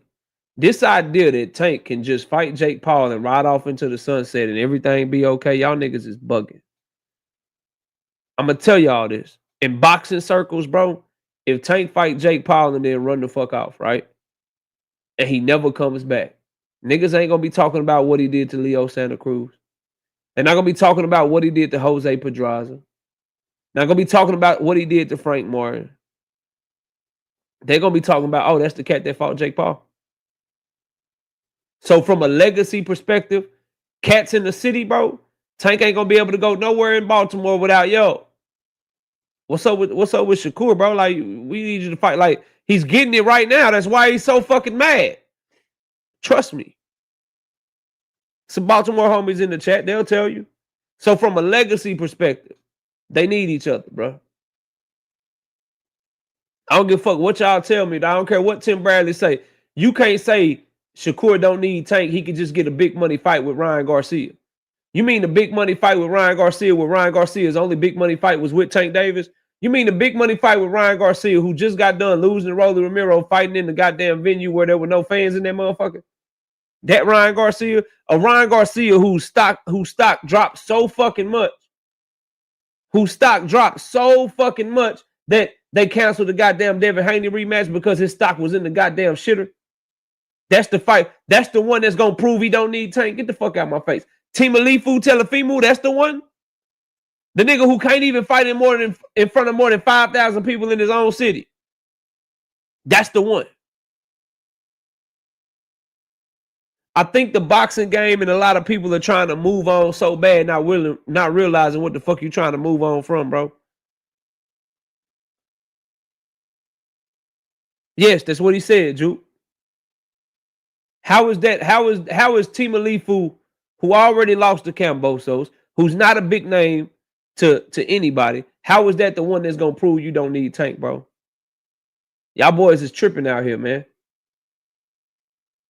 Y'all is tripping out here, dog.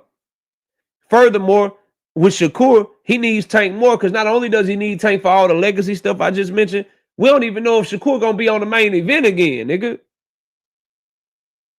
From a business perspective, business and legacy.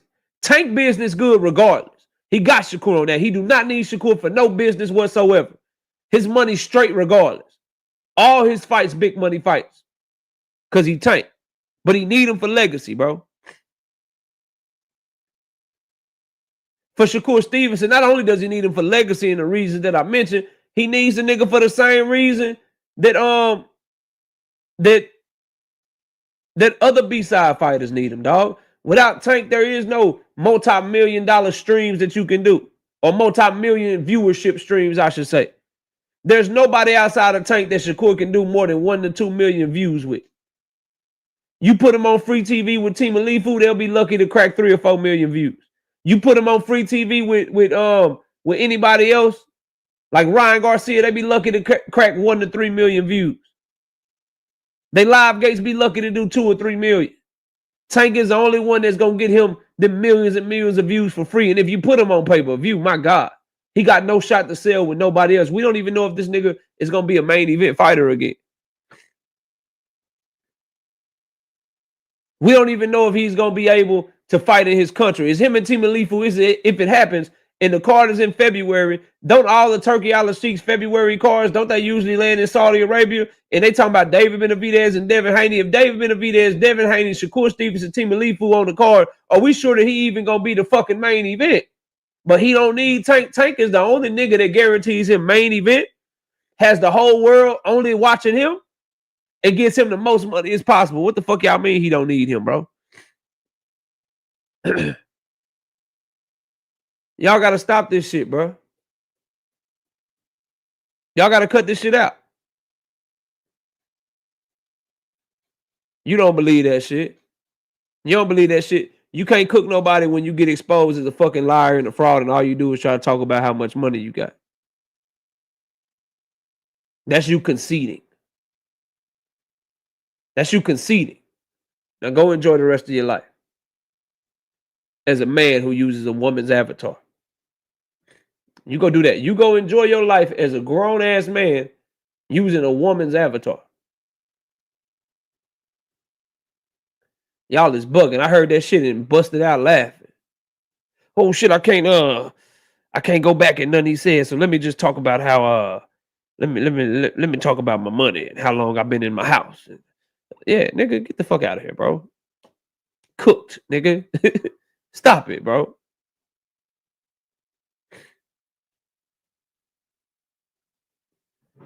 So we got to stop this, bro.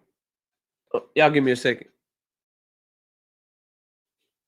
We got to stop this, dog. And I think this is a great comment right here. To take it a step further, y'all, not only does Tank and Shakur need each other, but the sport of boxing in America needs Tank Davis, bro. Bud Crawford is about to be 40 years old. Canelo Alvarez is having shoulder surgery, and he going to be fighting bums. He on his way out. Without Tank Davis, who is going to grow the sport of boxing? Y'all think it's going to be Zuffa and Callum Walsh and fucking Vito Milnicki Jr., nigga? Y'all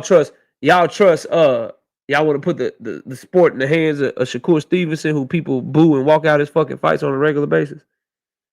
Y'all want to put the sport in the hands of Keyshawn Davis? We don't know what this nigga do. He might fight outside the ring, might fight inside the ring, might miss weight, might be depressed, might not be depressed. David Benavidez can't get nobody to fight him over here in America no more. He got to go all across the globe because people don't want to fight him for real.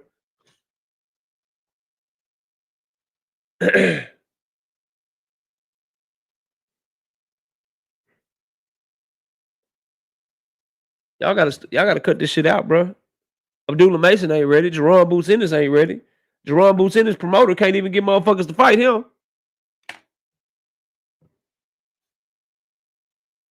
So yes, bro, they need each other, and boxing needs Tank. They need each other. Shakur and Tank need each other, dog.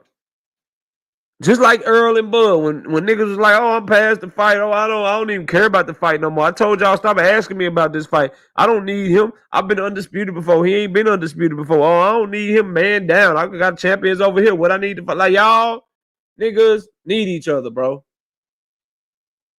In every sense of the word, unless y'all are okay for the rest of both of y'all lives getting asked about each other the whole goddamn time. That's all that's gonna happen. People are gonna ask about y'all fighting each other over and over and over again, all the way until you go to your grave, bro.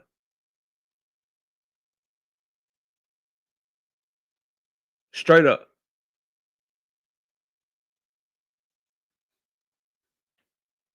Straight up. So while y'all, oh my God, just move on, Shakur, he can't, nigga. Newsflash, bro. He's 28 years old. And this is what hurts to say. He's 28 years old, bro. Jerron Boots Ennis is 28 years old. If them niggas was gonna be superstars, they'd be superstars already, bro. That ship has sailed.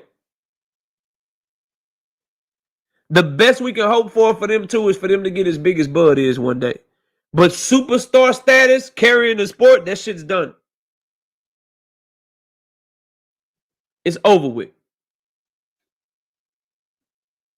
Our best hope is for them to get as popular as Bud Crawford has gotten. But that casual, millions and millions of people type of shit that like Canelo got, that Tank is like, bro, that shit's over with. Abdullah might have a shot. He young enough. Kermel might have a shot. He young enough. This cat, Joseph Brown that they talking about, he might have a shot. These young guns might have a shot. Ain't no nigga that's almost 30 about to all of a sudden become a superstar. They would have got that shit already, bro.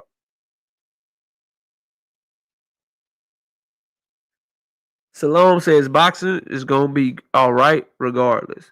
Let Tank retire. We need boxers who want that smoke to grow boxing. We need boxers that bring in casual fans to grow boxing. We need boxers that people want to see to grow boxing. I can't think of Bernard Hopkins turning down no fades. People just didn't want to see him fight as much as they wanted to see Oscar De La Hoya fight, bro. I can't think of David Benavidez turning down no wreck. No wreck. But people want to watch Canelo fight more than they want to watch him. At the end of the day, in order to grow the sports salon, you got to have people who want to watch the person fight. I'm talking about fan base wise, LJ, not his accomplishment.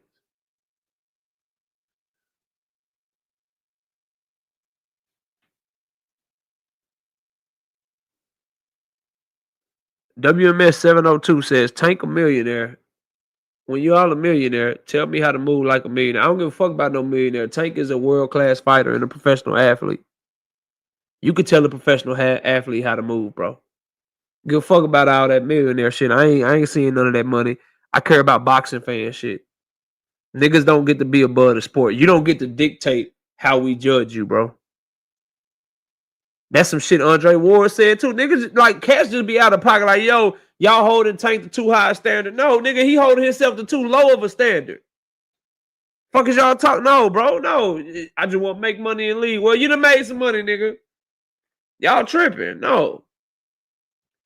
Long as you in this shit, we want to see you fight the people that we want to see you fight. And that's how it's going to be. If Shakur beats up Tank like he did here, his stardom probably can get to that level. Number one, that shit ain't going to happen. He won't even let his hands go like that against Tank, bro. And Tank is way too fucking good for it. Like, that shit ain't happening, bro. That shit ain't happening.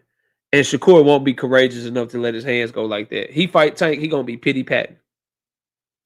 He gonna try to pity-pat his way to victory, bro.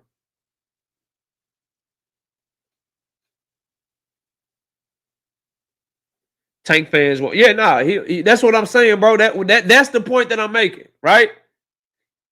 People have already decided whether or not they fuck with you. You can get respect, but you're not gonna get people to root for you if they don't root for you, bro. That shit is done at the grassroots. That shit is done when you first coming up.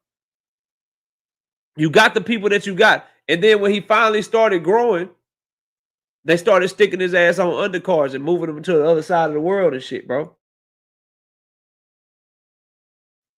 That's okay. If Tank Davis does leave, y'all are going to see why making that man fight on undercards and making that young man go to Saudi Arabia was such a bad move for the sport of boxing here in America. Y'all will see.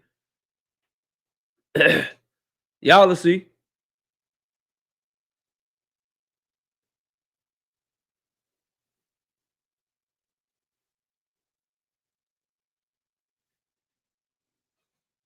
Anyway, bro, moving on to the next topic.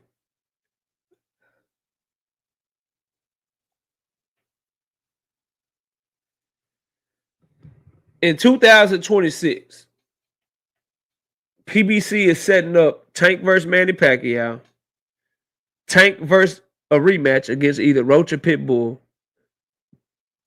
or Tank versus a Shaky Foster Stephen Fulton winner. With the plans of Rolly Romero and Manny Pacquiao fighting in January 2026. Pitbull Cruz and Lamont Roach fighting in December of this year. And Fulton and Foster being on the undercard of Keith Thurman and Sebastian Fundora, PBC's plans become very, very fucking clear. it become very clear. If Manny Pacquiao beats Rolly Romero, we are getting Tank Davis versus Manny Pacquiao in the summer of 2026. Next up in line will be Roach Pitbull. Whoever wins that fight, we probably getting them versus Tank in the summer of 2026.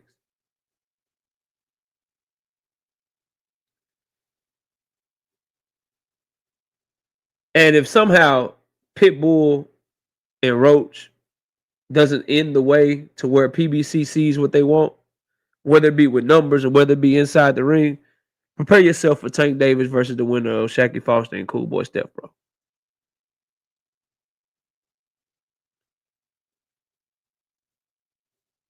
That would be the third option. Abdullah Mason is not fighting Tank Davis, bro.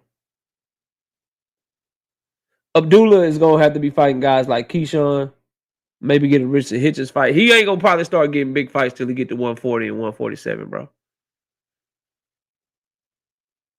That is why I think it's incumbent upon all of us to cheer for Rolly Romero to beat 137-year-old Manny Pacquiao.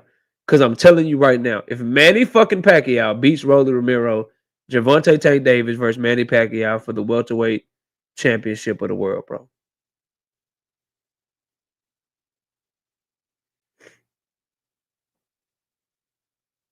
That's the fight. That's the fight that you can expect. Now, unless you can give me another reason as to what their plans would be for making these fights.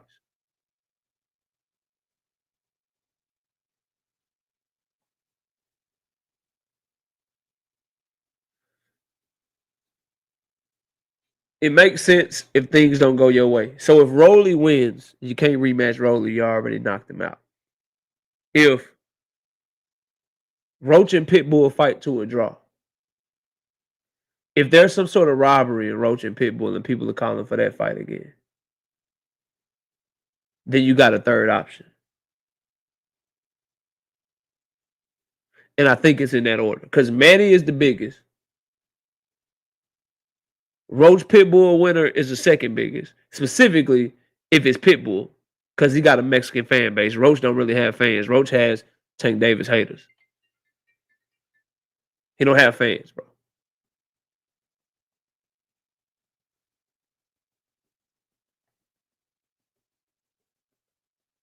And then just kind of as a filler fight, I could see those other two people fight. The winner of Fulton and the winner of Fulton and Shakur Foster. But listen, man, I've talked to y'all a lot today, bro. Y'all come up here and y'all holler at me, man. Y'all come up here and y'all holler at your boy KO, bro. And please subscribe to the vlog channel. I got it pinned to the link. I'm about to unpin it. But there go the link. Link is open. I see some of y'all arguing in the chat. Y'all come on up here and argue, man. Let me unpin that one.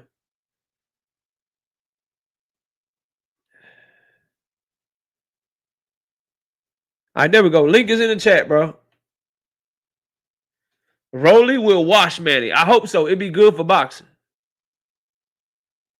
It'd be outstanding for boxing. D, what up? What's up, my guy? I'm glad you're feeling better, fam. Yeah, I'm feeling a little bit better. I'm feeling a little bit better, bro. Well, all right, then that's all. That's all I want to hear. Man. We good. Look, yeah, I gotta take a phone call real quick. Y'all hold me down. Dean, hold me down real quick, bro. But you got it, and then y'all boys, y'all get the panel in, man. All right, bet. What's going on, Blue Hustle, man? What's the deal, Brody? Holla at me. What's good with you, man, Dean? What's going on, What my up, guy? fellas? What you got for the platform?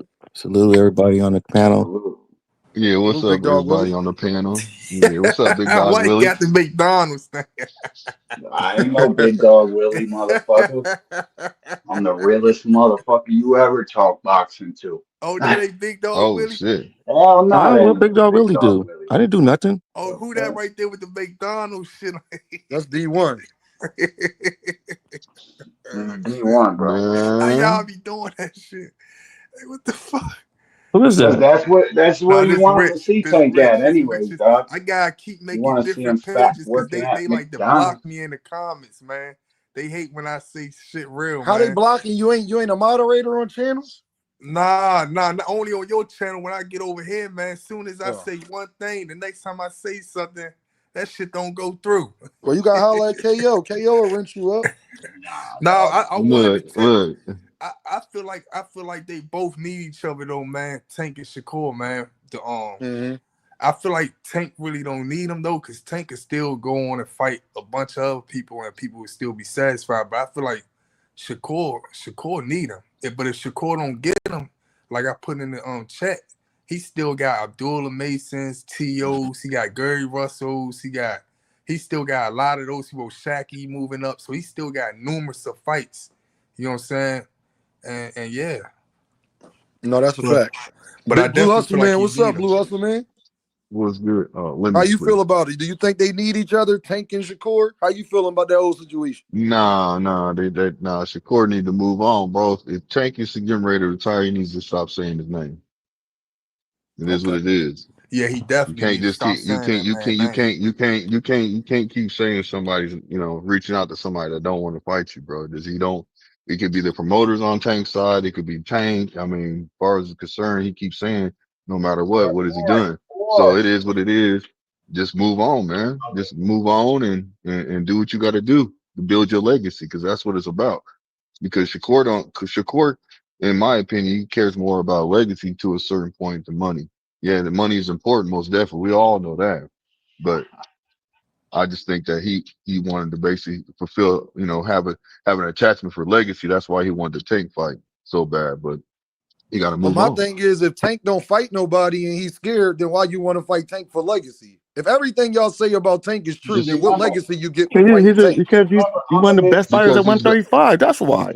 What kind of question is that? Yeah, so is Raymond that's all it is. Nah, it's not. But nobody looks at Raymond Mortallo as they do Tank, man. Don't try to throw that in there. Don't talk over each other. I asked y'all a question. Y'all be the ones. Oh, here comes the question asking. Tank don't want to Tank retire. Here come the question he don't asking. fight nobody and all of that. So I asked y'all if all of what y'all say about You're gonna Tank get louder is and true, louder with the question if asking. all of y'all say all of what y'all say about Tank then is he gonna true. interrupt you. Y'all just keep talking like If all of y'all say what all of y'all say about Tank is true, then how much legacy do you get from Tank? Nah, man. We don't get no legacy, but Shakur say the same. No, thing what legacy do Shakur get from somebody who's never fought nobody? Shakur. Who said that? Who said that? Yeah, people say it every day. But I think you're mixing up. Why do you keep reaching? Why you reaching, Dean? I don't always. Dean be looking for it. You be looking hard. So people don't say Gervonta Davis. Hold on, y'all. I got a tweet that went viral about this. You gonna ask another It's question? hundreds of Shakur fans that don't think Tank fought nobody besides y'all three. Nah, a lot of people think that Shakur didn't fight nobody. It goes both ways. Yeah, exactly. But that's not what I asked y'all. See, there go the question. There go the question. But we asking you a question. How do you feel about it? How you feel about y'all want to know how I Shakur? feel about it? I'll tell you if y'all let me talk. I can tell you how I feel about it. We're letting you talk. You've been talking loud, bro. What you mean? Because KO told me to host the show, Blue Hustle Man. Do you understand that? So I should be direct. You get that? Go ahead, D1. Go ahead, D1. What do you think about taking Shakur All right, yo, I'm back. I got a question though. D1, why is that your avatar, bro? Because that's where these motherfuckers want Tank to end up. At McDonald's. These dudes are the worst. The Shakur Stevenson fans are out here acting like this dude is some sort of legacy fighter. If he really wanted to fight, he would do what fucking Floyd did. Here we go with that. Here we go with that. Let him talk. Here we go. Let him go. Just let him go. Y'all let him go. You can't say here you go with that. Then be the one. KO back. All right, KO back. Hey. Go ahead, D1. Go ahead, bro. The truth fucking hurts these dudes' feelings. See, giggling and laughing like fucking schoolgirls because they can't take it. And you're the one that's getting mad. Yeah, you don't want to get emotional. I mean, I get mad too. Hold on. I get mad too if motherfucker was cutting me off and then say, "Okay, let him talk." After cutting me off, like I get mad too. Like, let him talk. Damn. Well, let him talk though. Bro, the facts of the matter are Shakur Stevenson doesn't want to fight as bad as Blue Hustle Man and Big Dog Willie and all these other fucking typers. Because if he did, he'd be willing to take any fucking thing that Tank was offering them. But the facts are, he wants to be the man too. When it's time to go to the negotiating table, and that's why they never got past no preliminary discussions. Because as soon as they start talking about the money and shit, they find out this kid wants way too much, and he's worth about a little bit more than Frank Martin. I would say like $1 million. Look at excuses. Hey, wait a minute, hold up. Excuses. Never Hey, happened. gentlemen. What are you talking about? That never. What are you talking about? What money? Hey, Dean. Hey, Dean. Oh, here we go. Here go no one. Yeah. Here we go. Listen to this. Wait a minute. Hold up. Let's back up for a minute. Wait a minute. Hold up. Wait a minute. What is this? Hey, what's this motherfucking? Oh, Shakur should move on. The nigga has moved on. That nigga ain't done a goddamn thing to bring nothing in his game to a halt to wait on Tank. The nigga already been moving on. So what are we talking about move on? That's what he's doing currently, moving on. And where's he getting him? He about to bust a blood vessel, man. Why you I don't know. It seemed like Tank the one that moved on. He fighting Jake Paul. A knockout. Yeah, I'm here. What's up? A knockout. What's up? And what's my man name that always yelling? What's his name? Yeah, that's Dean. What's his name? Nah, not Dean. I know Dean. Nah, don't put me in no group, nigga. If you got something, we gonna come back. We gonna come back. I mean, We gonna come back a few years from now. We gonna see what Shakur career. Yeah, that's what we gonna do, man. Cause I'm getting tired of this shit, man. y'all. I mean, KO, you have to admit that. Can I say something? Why do y'all act like Shakur Stevenson and Gervonta? Can I say something? Why do y'all keep acting like Shakur Stevenson and Gervonta Davis gonna end up in different Hall of Fames or some shit? When y'all talk about prestige, it's prestige. Talk without being cut off, Big Dog Willie. Big Dog Willie, you've been cutting everybody off. You cut off everybody. Every day you cut off somebody. All you said, let me ask you a question. You put me in sentence. You're the only one that don't got a platform. Let me ask you a question. I was talking before. I was trying to answer a question, and you asked me another question within the question. I was just talking. And you're yelling at it. I was just talking because you cut me off. Yes. Nigga, you yell all the time. Nigga, you wake up and yell. Can you be quiet? Hey, but look here. No, you got the what I'm saying, man. Hold on. Don't look here, nothing. Let me finish. Let Dean go, and then I'm going to Big Dog Willie, and then I'm going to Victor. Go ahead, Dean. Thank you. Y'all act like y'all don't know how this goes.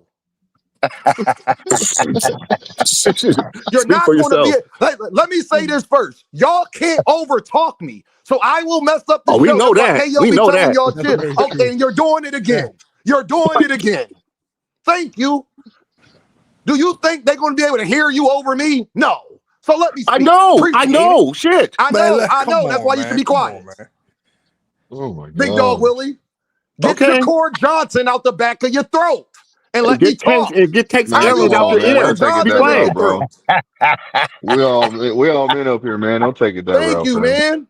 Well, he's the one that started it. Big Blue Hustle Man. I didn't ask for your permission for what I need to say. Don't police me, my guy. I can say whatever I want. Talking about genitals. I was not talking to you, Blue Hustle Man. Was I talking to you? Let him yell. To you, Blue Hustle Man. Let him yell. Mind your business. I wasn't talking to you. No. We have to listen to what we have to say. Look, he don't want to lose his voice. We don't want him to lose his voice. Blue Hustle Man, just let him talk. Now, Big Dog Willie got Shakur Johnson in his throat, and you got Big Dog Willie Johnson in yours. Look at him. He can't help it. Y'all running the train. That what happened with Take a Man. They hang out with Take a Man. 10 fans get like start talking about sex. All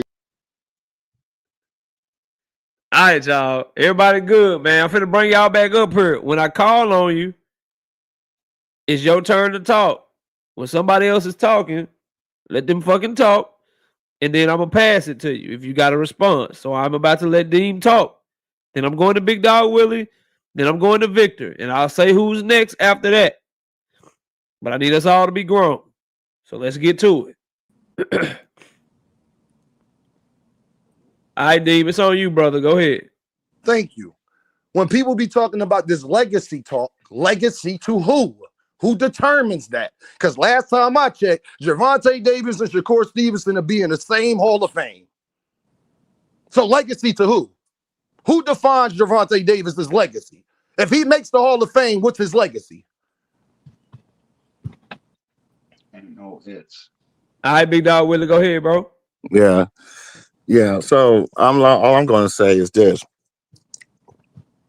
when you're a fighter and people talk about your legacy, they look at the people who you fought and how it is. Now, if you look at, let's say, a Larry Holmes legacy compared to a Muhammad Ali legacy, there's a difference. There's a big difference. The fighters he fought, the fighters that he went against, the performances you put on the ring, everything in bond. It doesn't matter how many ticket sales you sell or none of that. That goes along with it. But I mean, Jake Paul sells a lot of tickets. Rocky's in the Hall of Fame, and they sell a lot of tickets. How many people went to Rocky 3 and 2 and 1 and shit? You're not a real fighter. So, I mean, you have to look at it for who they fought, when they fought, and the competition that's around them. That's what that was the difference between legacies. So what's your core legacy so far? Are you gonna let me finish? There go the questions again. So when Shakur goes out and fight Tio, and when Shakur fights other fighters, and Tank fights Manny Pacquiao and Jake Paul, there's a difference. So, I mean, I'm not saying Manny Pacquiao is no slouch, but Manny Pacquiao is 285 years old. So, I mean, if it was prime Manny Pacquiao, it'd be a different story. But it's not. So I mean, the last 20 fights. Okay. I don't know. I'm almost done, Vic. I know. Let them finish, y'all. Damn. Please. But I got something I want to say before I pass to Victor. But go ahead. Okay. Go ahead. Yeah. That's all I gotta say. KO. I just wanted to there's a difference. There is a difference between Yoshino and them. Yes, it is. See. I think we got to have a conversation about this, and I probably will set the panel on fire with this. But if Manny Pacquiao beats Rolly Romero and becomes a champion at 47 years old, or however old he'll be, and Tank Davis were to fight and beat Manny Pacquiao, how can we not give Tank Davis credit for beating Manny Pacquiao with who he is as a fighter and what he's accomplished and who he's beaten? But I'm supposed to give Shakur Stevenson credit for beating the 35-year-old Jamel Herring, who's never been half of the fighter that Manny Pacquiao is. So these are the things that we have to talk about. If we're going to talk about fighters fighting past, you are kind of cherry picking. We're gonna because we're talking about fighting. I'm not cherry picking. You're cherry picking because you haven't fought Manny Pacquiao. Let him talk, Big Dog Willie. Hold on. I said if, and all I'm saying is, if we're talking about fighters past their prime, Jamel Herring was past his prime. Oscar Valdez was past his prime. Another fighter, what's the guy's name? Robson Casasiao past his prime. All I'm saying is, one of these guys has fought far more in their prime fighters than the other. So let's remember that. And if everyone's past their prime, people's primes ain't created equally. Jamel Herring never had the prime that Manny Pacquiao had. He'll never be mentioned in the same breath with Manny Pacquiao. So if we're gonna be giving that credit to Shakur for Jamel Herring being his best performance, because it was to me, then we got to turn around and we got to look at, okay, if Tank goes in there and beats Manny Pacquiao, somebody that Devin Haney is going to be begging to fight. If Devin Haney beats Brian Norman and Manny Pacquiao as a champion, everybody from 140 to 147 is going to be begging for that Manny Pacquiao fight if he becomes champion. And they fan base is going to want credit for that. Do I think it's trash? Yes, I think it's trash. Why would they want that? Just remember, he's better and more accomplished than anybody on everybody's fucking resume that we're comparing them to, considering T.O., Shakur, Tank, Ryan, all these guys that we're talking about. But let me go to Victor. Go ahead, Victor. Hey, let me just say, and then I'll go to Boxing Hacker, and then I'll go to Victor. I'm trying to do it like Shakur Tank. Let me get I got Victor. I got Victor. Hold on, goddamn, hold on. I got Victor, and then I'm going Boxing Hacker because I know he's gonna argue anti-Tank. Then I'll go D1. Then I'll go Rich, and then I'll go to Blue Hustle Man, and then I'll go to Carl. Go ahead, Victor. Let me catch a super chat. Then you got it, bro. Yes, sir. Shout out to. I think I read Big Dogs already. Shout out to Leo with the 10 piece of the super chat. I really don't see anything about Shakur that makes people believe that he can whoop Tank. I see absolutely nothing that makes me think Shakur has any chance beating Tank. 7 rounds top knockout. I think Shakur can last about 8 to 10 rounds. I think Shakur is a very skilled defensive fighter, bro. He lacks athleticism and explosiveness. His offense ain't really shit. That's just my opinion, but hopefully we get to see it. Go ahead, That's Victor. your opinion, sure. Okay, let me remind somebody, since we're talking so much about Shakur, because I want to say something else about Shakur, of course, but let me take it from this angle, and I'm not going to be long. When Shakur fought De Los Santos, he knew that was a threat. He knew that De Los Santos recently had awareness how De Los Santos's explosive speed and power, sneaky speed, because the way he got El Rayo was because El Rayo got hurt by him, not bad, but enough for El Rayo to say, and this is logic, I cannot fuck around with this motherfucker too long because he hits too hard. I got to get him now. So El Rayo went after him. That's how De Los Santos was able to get him. So that's what Shakur did. Shakur got in that motherfucker and he said, now, there's one way to beat a nigga, and that is to beat him before he hits you, to beat him before he beats you up. So if Shakur is that motherfucking dynamic, why didn't he say, this is a dangerous motherfucker, so what I'm going to do is I'm going to beat his ass or knock him the fuck out or discourage him, to say the least, before he start hitting on me? He did none of that. That nigga fought that motherfucker from across the pond. And that nigga was hitting that nigga on his chest and his arms and shit just to make sure he won that fight. Don't put that nigga in there with Tank. Now, this is what I want to say. Ironically, it is ironic that a core supporter would say, move on, Shakur. Don't wait on Tank, as if Shakur has been waiting on Tank. As if Shakur has took one step towards Tank. I mean, one. That nigga has already been moving on as fast as he can, too, nigga.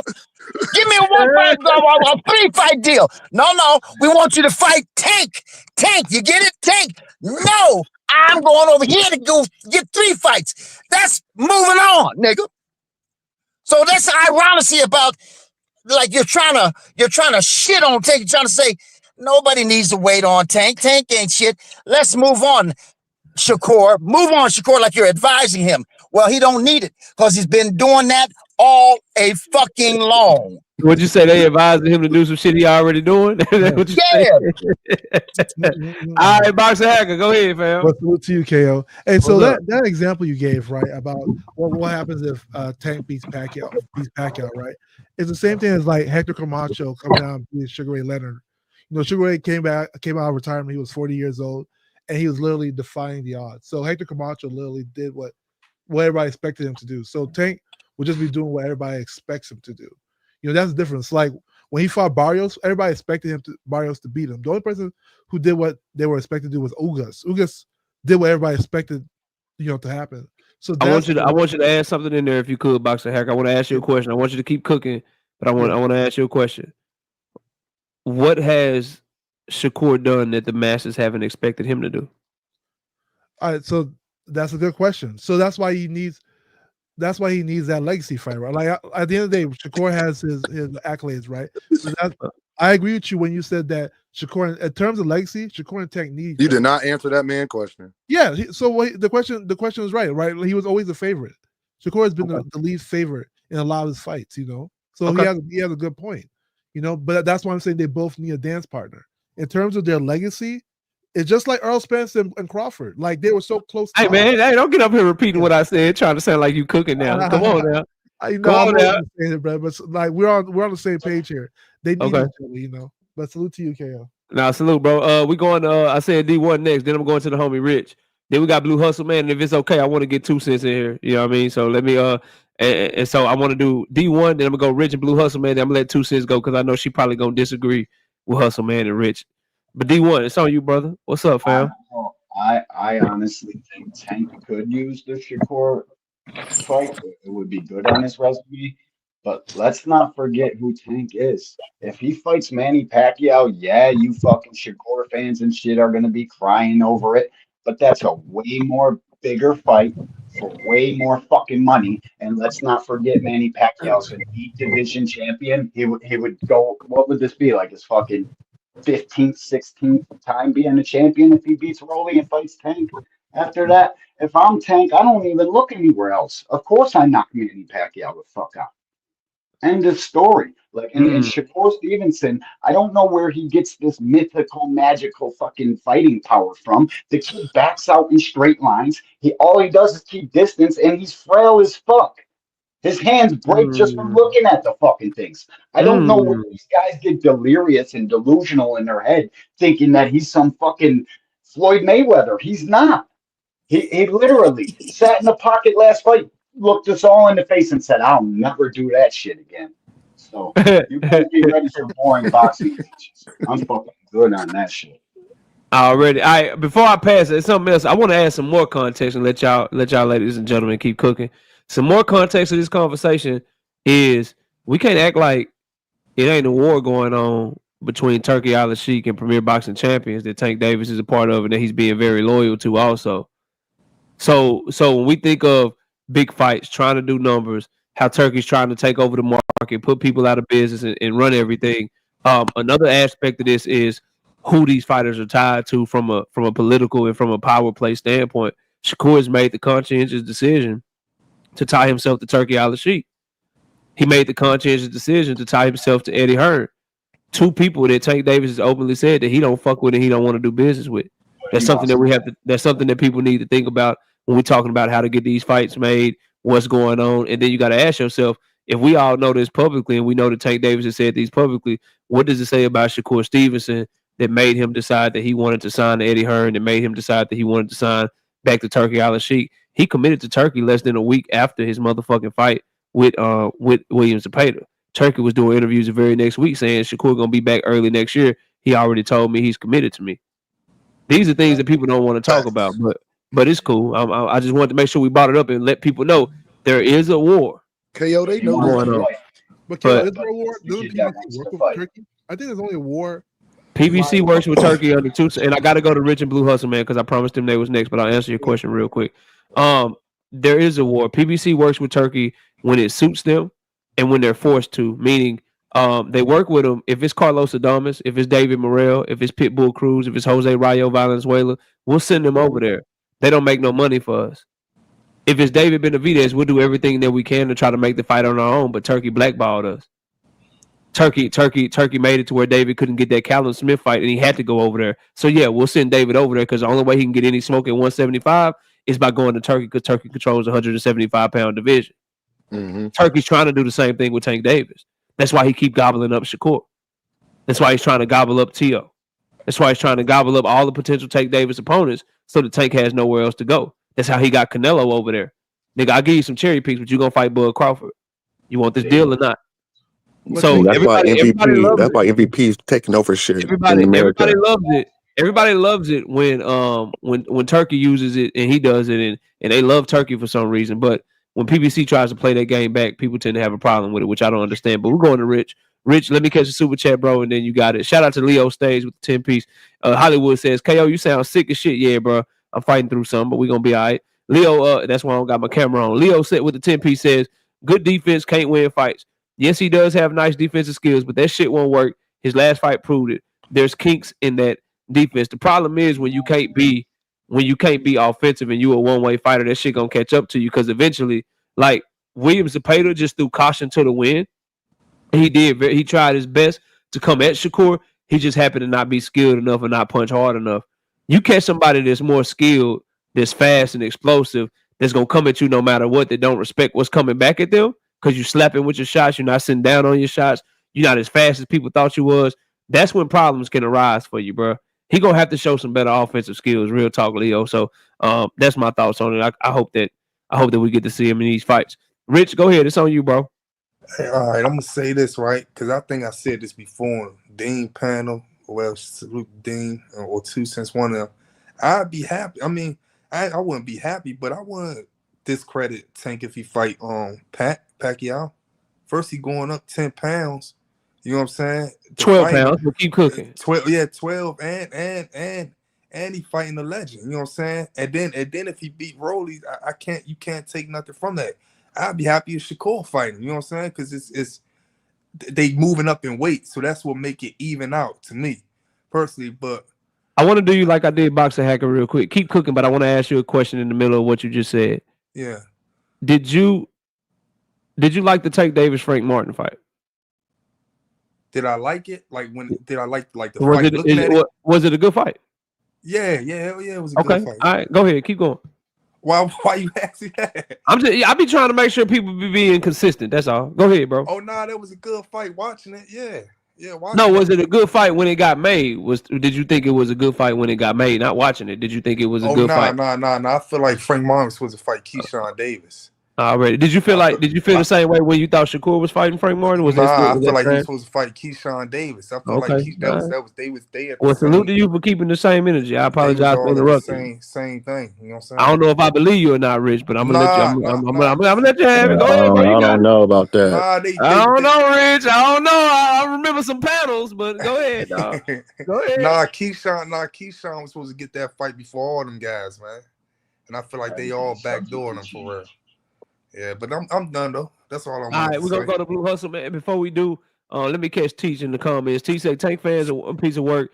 They said Tank don't need Shakur. All he needs is the bag. Now that Shakur says he's moving on, some are mad. Whichever Tank fans were saying Tank don't need Shakur, they're not really Tank fans. Teach they Tank knob top. There's a lot of them right now. Tank fans, Tank diehard fans. We want him and we need him to fight all them fights. So whoever so-called diehard fans are saying they're that. not fans, bro. Nah, I don't know whoever saying that dead ass wrong, and I'll debate them on it. Is what I'll tell you. We're going to Blue Hustle, man. Then I got 2 cents up here. We're going to her next after you. Go ahead, Blue Hustle, man. I'm listening, fam. They have a hard time comprehending, though. That's what Big Dog Willie's What I was going to say is this. So when you said earlier, basically like Shakur needs, basically they need each other. Well, I'm going to say like this. At one point in time, they did. But now that, if Tank is serious and he can go off his last word, that's what you have to go off. He said to a person on X, yeah, he got 8 weeks left and he gonna retire. If that's the case, man, let that man move on. You know what I'm saying? Don't call his name out right now because basically you clout chasing to the fullest. You know what I'm saying? So let that go, move on, go, build your legacy another way and get the fights. And that's just how I feel about that. Got you. And if when it comes to Pacquiao, do you think he's retiring though? Do you think he's ritiring? I think he should. I think he should just to get his middle. I don't know. I'm gonna go up. I don't know. I can't call him. And the reason why I'm saying, and the reason why I think that if he does take the Tank, I mean the Manny Pacquiao fight, I think that, in my opinion, I feel like he shouldn't do that. He should go get that, go back and revisit the Roach fight. You see what I'm saying? Before anything done.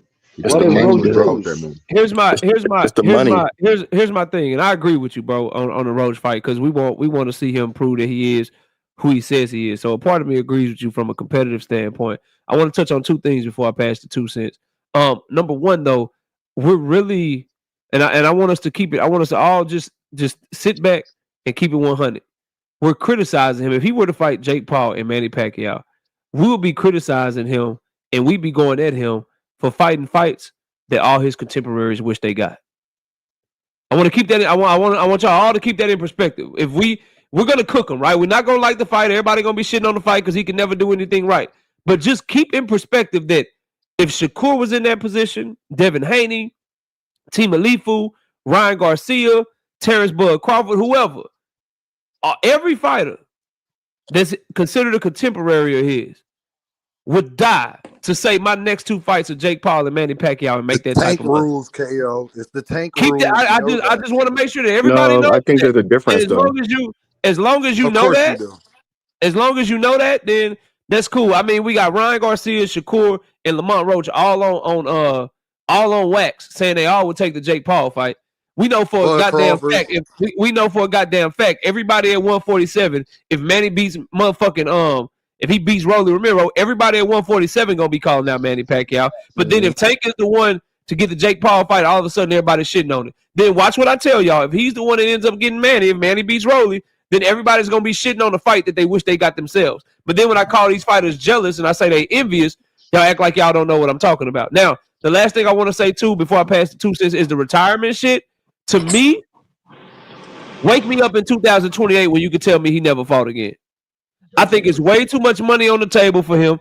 I think a lot of this shit, he's not nearly as disenfranchised or as out on the court as disengaged as y'all try to make it seem. And I also believe that even if he is, the money is going to be too much and the offers are going to be too big for him to just turn away like Andre Ward or some shit. If he does retire, I think this is Floyd Mayweather 2007 to 2009, Eric Morales 2007 to 2010 type shit.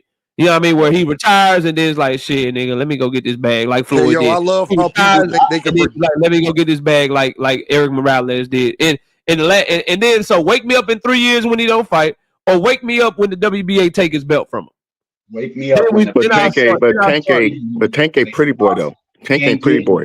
Okay. All right. You know what he got in common with him? They're not gonna take the belt away from him. That much. I mean, if he officially retires, they have no choice, is what I'm saying. But let me go to 2 cents because she's been waiting. Shout out Boxer Hacker with the 10 piece of the super chat. This is control and time and almost everything in boxing. No matter how great your attacking is, this is control can disable you. And Shakur is a wizard at it. Tank is great, but he ain't beating Kerr. Go ahead, 2 cents. What's up? Who's the best fighter at closing distance in the world? Tank Davis. I got you, D1. Go ahead, 2 cents. I'm listening. Were you not just debating people the other day about how Manny Pacquiao would be a good fight for Bud Crawford? Yep. Yeah, that's what they were saying. Yeah, 100%. But they would say something if he fought Tank? Yeah, it's the Tank rules. Deem just told you. Yeah. I don't know who's saying that though. And Bella Faith. Shout out to her, Bella Faith, Ronnie Bravo. Yeah, my Bud fans that be coming by the channel. Didn't JD come and debate with you? Yeah, JD did too. Yeah, facts. Yeah, she ain't lying. We're talking Shakur fans. We're not. We don't agree with that. Shakur fans are basically agree Bud with fans. No, we're not. Let her cook because I'm sure the question was. 2 cents. Go ahead, cook, man. I guess I'm not a real Tank fan because I don't think Tank needs Shakur. What does he need Shakur for exactly? And listen, it's not because I don't want to see the fight. Yeah. I do. It's not that I don't want to see the fight. The reason why I'm saying this is because I see what's going on and I see what Shakur is doing. And we seen it play out with Earl Spence. Facts. And ever since I've seen that, my mindset has changed a little bit about these things because I'm literally watching you do it. You in the public, you trying to put all this propaganda and public pressure on Tank Davis to do what you want him to do. And I don't have a problem with him not falling for it. If Shakur Stevenson wants to fight, he been knowing what he had to do to want to fight. According to Bud's logic, Shakur Stevenson has missed his shot to fight Tank. Because Espinoza already told you he tried to reach out and make a fight, and it didn't happen. So I don't understand why kind of like people don't realize what's going on. Like I get it, y'all want to see the fight, but at what expense and to who is my question. Because it shouldn't be this hard to make this fight. Let her cook, bro. Because I want to push back a little bit. You know what I'm saying? And so to me, my 2 cents is like, listen, if they fight, I would love to see the fight. But if it's going to have to be on some, I'm giving, I'm doing, I'm going here and fighting here and doing this and doing that to make the fight, you making it being so difficult while you sit around and pity pat around and fight electricians and fight on undercars and do whatever you want to do, fight in Saudi Arabia in the middle of the day. And then I'm supposed to do this with you? Like, no. So to me, if they make the fight, great. But if it's going to have to be all of that, I don't have a problem if I don't say, yo, can I respond when I get a chance? Yeah. I'll let you go. I'll let you go after I say this. This is the pushback I would give on that 2 cents.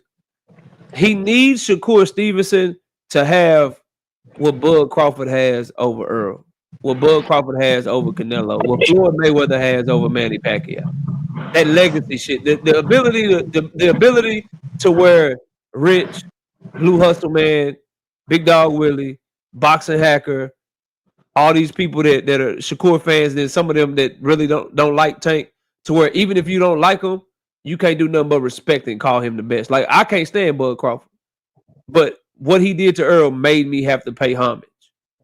That's what he need him for. As far as like making millions, doing good business, having other big fights. No, you 100% spot on. But the shit that we supposed to like want fighters to fight for, that we supposed to like respect the most, just that ability to say, nigga, I told you I was better than you and I fucking proved it. I told everybody I told everybody what I did to you in sparring, and I fucking showed it. Kind of like the Frank Martin shit, and I'll land my plane, right? Like the Frank Martin shit. There was rumors. Niggas was asking Tank about Frank and what Frank Martin did to him in sparring, and how Frank Martin almost knocked him out in sparring, and he had Tank holding on for dear life, and it was this and it was that. Guess what? Tank don't get no more. He don't get no more Frank Martin questions. Ain't that nigga walking up on him asking them shit about Frank Martin ever again. That's what he need off of Shakur. Where guess what? After July 29, 2023, Bud Crawford never got asked another question about a potential Earl Spence fight ever again. Hey, KO, let me say this. Hold on. Let me say this. KO, that makes perfect sense. Thank you for saying that because let her respond, bro. Because that was directly to what she said. Let her talk back. Go ahead, 2 Cents. I mean, I get, like, I understand that perspective, but to me, it's like if Tank is Tank, if he don't fight Shakur, like let's say we looking down the line, Tank is Tank if he doesn't fight Shakur. But who is Shakur if he never fights Tank? So who really need who? It's the same thing though. Shakur, no, I'm not done because I've been saying this whole time. I've been saying this whole. Let him finish, and then whoever's trying to push back can go after D. Yeah, let me say something to that. I've been saying this whole time. That's me, KO. I've been saying this. Hold on, I've been saying this. Everybody stop real quick so I can get order. 2 Cents, let her finish. Then I'm going to Dean. Then I'm going to Rich. Then I'm going to Victor. Please don't cut anybody off. Go ahead, 2 Cents. The floor is yours. I've been saying this whole time. Shakur Stevenson need his own identity, right? And I get it. We want Tank to prove he the best. We want Tank to fight for his legacy. I get it.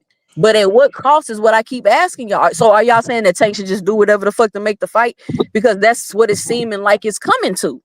And my short answer is no, 2 Cents. I agree with you on that. No. And then, like I said, if Shakur doesn't fight Tank, who is Shakur Stevenson? Are they gonna be talking about him in 10 years? If Tank don't fight because he has no identity, his identity is like Floyd Mayweather, and he needs to fight Tank. He's 28 years old. If Tank don't fight Shakur, he will still be Tank in 10 years. He will still be remembered for them knockouts. He will still be remembered for making $100+ million in the Jake Paul fight. He will still be remembered for all of those things, whether he rematch Roach or fights Shakur Stevenson, to be honest with you. So this legacy talk, in my opinion, that everybody keep talking about, I don't think it's just, his legacy. His legacy is already cemented, y'all. To me, whether he fight them or not, he's still going to be who he is in 10 years. Yeah. But they'll both be remembered. But does that mean that he's I hear y'all. Let me go to I got Dean, then I got Rich, then I got Victor. Yeah. Go ahead, Dean. Hey, K, I'm about to drop Hacker, did you not just hear what he said? All right, brother. Go ahead, Dean. He was just saying bye, Dean. Don't cook him, Dean. He was just saying bye, bro. Dean about to go off. He don't like Boxing Hacker, boy. Nah, just today, because Boxing Hacker be getting on my platform talking about Mill don't like Terence Crawford. Meanwhile, Mill be support. He just lied too much. It frustrates me. Stop talking about stuff and you don't know what you're talking.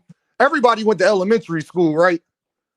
The word need means a necessity, correct? Am I correct about that? Necessity. Yeah. Right? Absolutely, Dean. Words are important. Words are very important. Is Shakur Tank's only legacy fight? No. Then by default, he don't need him. That's a fact. And I'm not done yet. Gervonta Davis is everybody's biggest fight. If Abdullah Mason go up there and get this belt and Gervonta Davis fight Abdullah Mason, that's a legacy fight. If Gervonta Davis be petty and take Teofimo Lopez away, that's a legacy fight. Facts. Then what if he fight Manny Pacquiao and then fight Devin Haney? When you say need is a necessity, he wouldn't need any fucking thing. They need him. Like Shakur said, it was all business, bro.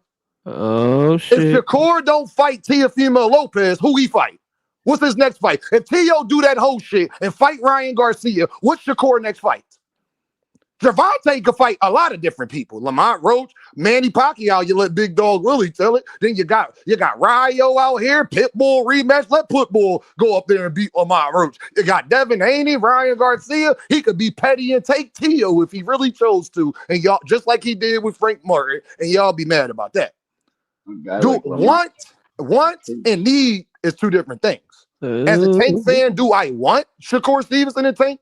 Absolutely. But we get our memories jogged. 4 or 5 years ago, Tank didn't need Shakur. Then y'all was talking about Tank and Ryan, Tio, and Devin. That was his legacy fights. Y'all added Shakur. And hold on, I got another name, KO. I'm listening. You changing my mind. Look at all the people I named, but I left one out. And then if he fights Keyshawn Davis, tell me he needs Shakur. He don't. Yeah.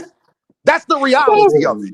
The word need is necessity. If Gervonta Davis fights Keyshawn Davis, fights Abdullah Mason, fights Teofimo Lopez, fights Lamont Roach again, he need nothing. He can't fight Abdullah. He can't fight Abdullah.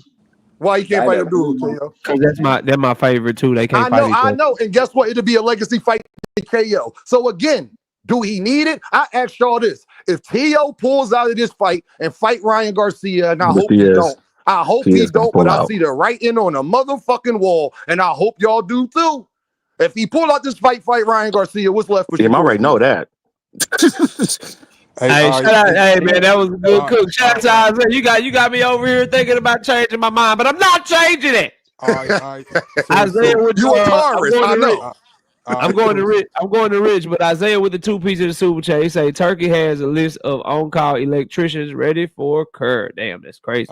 We got Brashley with the 5 pieces of the super chat. He say, Tank is not retiring. The money and his pride won't allow him to at the end of the day. He definitely gonna want his get back with Roach. And right. All right. PBC needs to start treating Tank. So this is what I want to say, right? All right, Rich, go ahead. And then I want to get I need to get in here too. Yeah, I want to go to Jupe though. She just got up here, so I'm gonna go Rich, Victor, then Jupe, then Big Dog Willie. Yeah, go ahead, Rich. I want to go after Big Dog Willie. I know it's about to be a you got it. Reasons why Shakur shouldn't fight Tank before all these people go, but I think Dean copied off me from what I said earlier. I said Shakur could fight Abdullah, Tio, Gary Antoine Russell. He could fight a lot of people without fighting Tank, but he definitely need Tank just like Tank definitely need him. You know what I'm saying? Tank could do the same thing, right? But at the same time, it's funny though that Dean, the same guy that be claiming that these fights be hard to make for Tank, but now all of a sudden he could steal these fights from Shakur. He could steal Tio from Shakur. And I didn't say it would be easy to steal. I mean, you the way you just said it made it seem I said he could. It'd be too easy to steal. I never said it would be easy. Never. Not one time when I was talking. In a few minutes, you just said he could steal. He could end up stealing. So because you can do something, do that mean it's easy, Rich? He just still Frank Martin. If I become an NBA player, is it easy? Hey, listen. I agree with you, Dean. I believe. Then why you say what you just said? Then the reason why I'm saying it because I done heard you numerous of times say it's Tank can't make these people want to fight and all this stuff, but now he can't. Oh, that's a good one. Now he can take people. He can't. He did still Frank Martin. I see what's going on though. What are you talking about? What are you talking about, Rich? Like I said, Rich, is it easy for Devin to make a fight with Tio? Was it easy for Devin to make a fight with Tio? Nah, I see what's going on though. But like I said, man, I think what are you talking about? I think Shakur, man, in the next 3 or 4 years, I think it's gonna be a lot of fighters calling him out. After if he fight Tio, if he don't fight Tio, I feel like he's gonna get some good fights made. As long as there ain't no Cordinas and no Padley. I asked you who, Rich. Cool with it, man. If Tio pull out, who Shakur Stevenson next fight? Who? Kid Austin? As long as he keeps keeping distance. You act like that's a good I didn't say it was a bad fight, Big Dog Willie. I asked him what was his name. No, I didn't say that. I said you act like it's a good thing that the people were pulling out on this dude. I didn't say it was a good thing. We're talking about whole ass Tio. I'm asking him to do the whole shit. Let me say this. Wait, y'all sat back in the cut too long, yo. Y'all gotta stop that. So many fighters pulled out. How many fighters pulled out? How many fighters pulled out? Hold up, bro. We ain't even bring up. Y'all niggas be weak. Hold on, fam. Everybody stop, bro. Everybody stop, dog. Be quiet, bro. Couple of things. as far as T.O. and Shakur, I don't think it's as hard for Tank to take T.O. as y'all think. Top Rank would much rather do business with PBC right now than Turkey Alalshikh. Top Rank is making Janabek versus Erislandy Lara right now. Them and PBC have come together, and they working together harder and better than what y'all think right now. That's number one. Number two, yes, people have pulled out of Shakur Stevenson fights. Schofield, Schofield shouldn't have did what he did. Williams and Opetaia was playing games or whatever. But I also want to say, Shakur fans, you got to look in the mirror and look at him too, because he keeps making stupid ass decisions that makes it easy for people to pull out of stuff and not want to do business with him, because he keeps aligning himself with people that make it hard for him to get fucking fights because he won't go to where the fucking fights are at.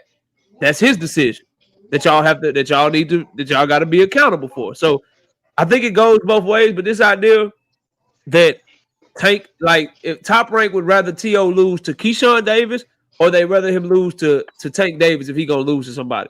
Top Rank is not trying to feed Team Alifu to fucking Shakur on a one-fight deal. Shakur beats him, and now Team Alifu comes back with his tail tucked between his legs to Top Rank with no fucking value like he did when he lost the goddamn belts to Cambosos. They not trying to have that shit happen again, bro. Nah, bro. And that's why I said the fight's not going to happen. What's going on, bro? For y'all just think like there's a reason. Like this shit's supposed to be early next year. When they gonna announce this shit? When this shit gonna be done? When are they KO, gonna? I'm on record. I'm on the record saying what I had to say. How many times T.O. versus Jerron Ennis was supposed to be done for Riyadh season? T.O. versus Devin was supposed to be done for Riyadh season. What the fuck happened? Hey, big dog, bet me a super check, get KO that the fight is gonna happen. I bet you it's gonna happen. No, that shit ain't happening. That shit ain't happening. Give me a super chat that's fucked up. Go ahead, Victor. Brad Goodman knows not to let no. Y'all let Victor go so I can get the juke, man. Go ahead, Victor. Hey, go ahead and pass me up, KO. I'm busy. You got it, juke. What's up? Hey, how y'all doing? What's up, Queen? I'm about to hide right now, man. Hey, I was gonna say, like, so far as if they need each other, I think they do. I think it's more want. I don't know if I think the need is not equal per se. And kind of like what Dean was making a really, really good point. I think Shakur, and just like he was saying all the other options for Tank, I think Shakur got some good options too. But I think that Tank has a little bit more to work with, right? So, for example, when we talk about legacy and Hall of Fame and all that good stuff, and I agree, but look at Bud Crawford. People are like, oh, he don't got a good resume, blah, blah, blah. But we're already now saying he's one of the greatest fighters of this era, and he has only not saying only 2 good wins. He has 2 really good wins, right? Two people that he beat that we know for sure are going to be in the Hall of Fame, right? And that's, well, at least one. Well, Errol should be, right? So that's 2, right? He has 2 really good names. Tank already has one. I know people like Bill Santa Cruz, but I've never seen a 4 division champion not go to the Hall of Fame. So he already got one. And I know people like, oh, and then he fought one of his contemporaries in Ryan Garcia when they both were in their prime. So I know we're like, oh, he absolutely needs Shakur. And I kind of want him to feel that way. So we can get Shakur because I really want that fight.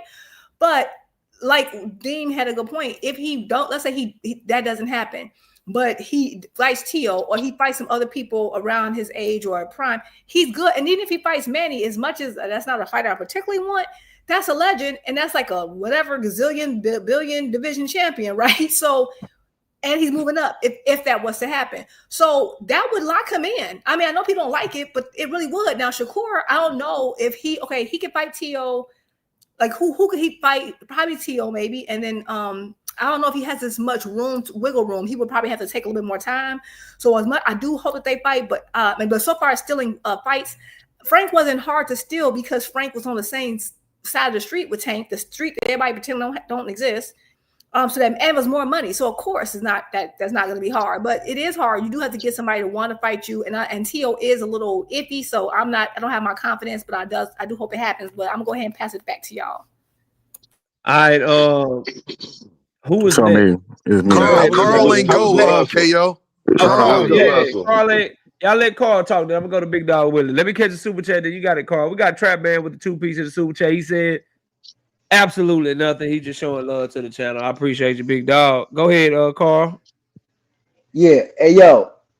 every time I get up here, like I swear to God, I be feeling like a tape recorder, man. Like, and it's because nobody want to keep addressing it. The fact that Shakur already told all his fans that he would take the Jake Paul fight.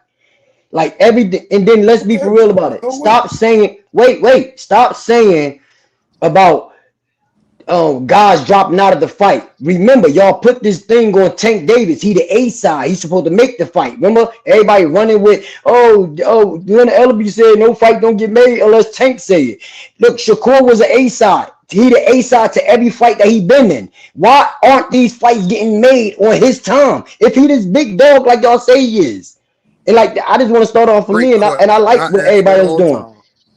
And I like what everybody else doing. D1, I like what you said. Dean and 2 Cents. All y'all rocked it. Really, everything I wanted to say, y'all already said it. Go ahead, like for Big real. Dog Willie. It's on you, brother. Okay, first of all, you got nothing good to say about Shakur, huh? Never. First of all, nothing. First of all, I just want to say this. Okay, as Shakur being the A side, the money is not Tank money. So let's just get that out the way. So just because you can drop out a fight like Schofield did, dropped out, completely dropped out, made up a terrible excuse.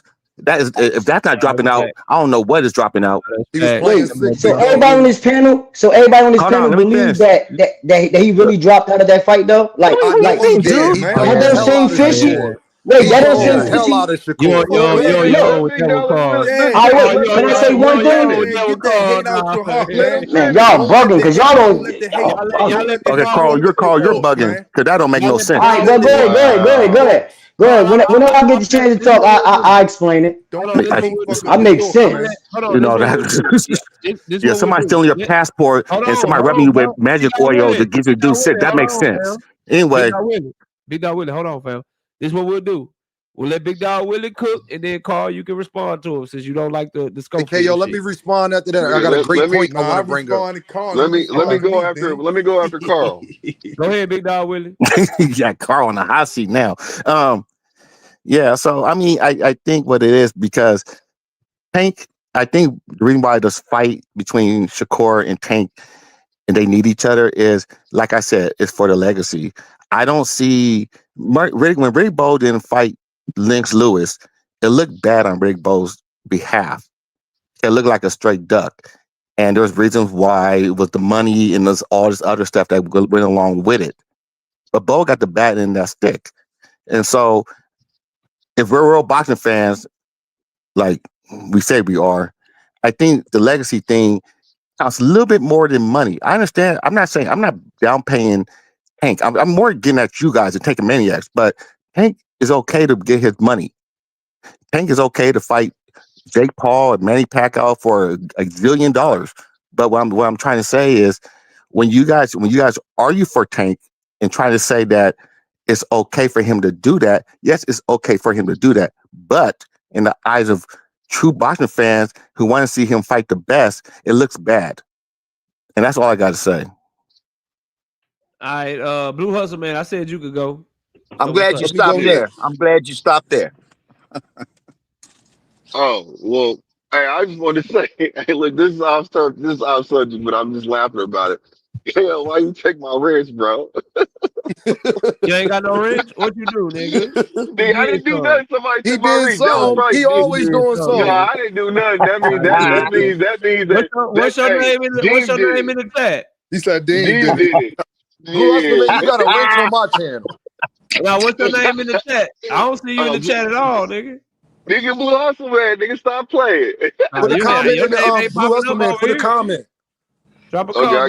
I got you. Niggas over there playing, my guy.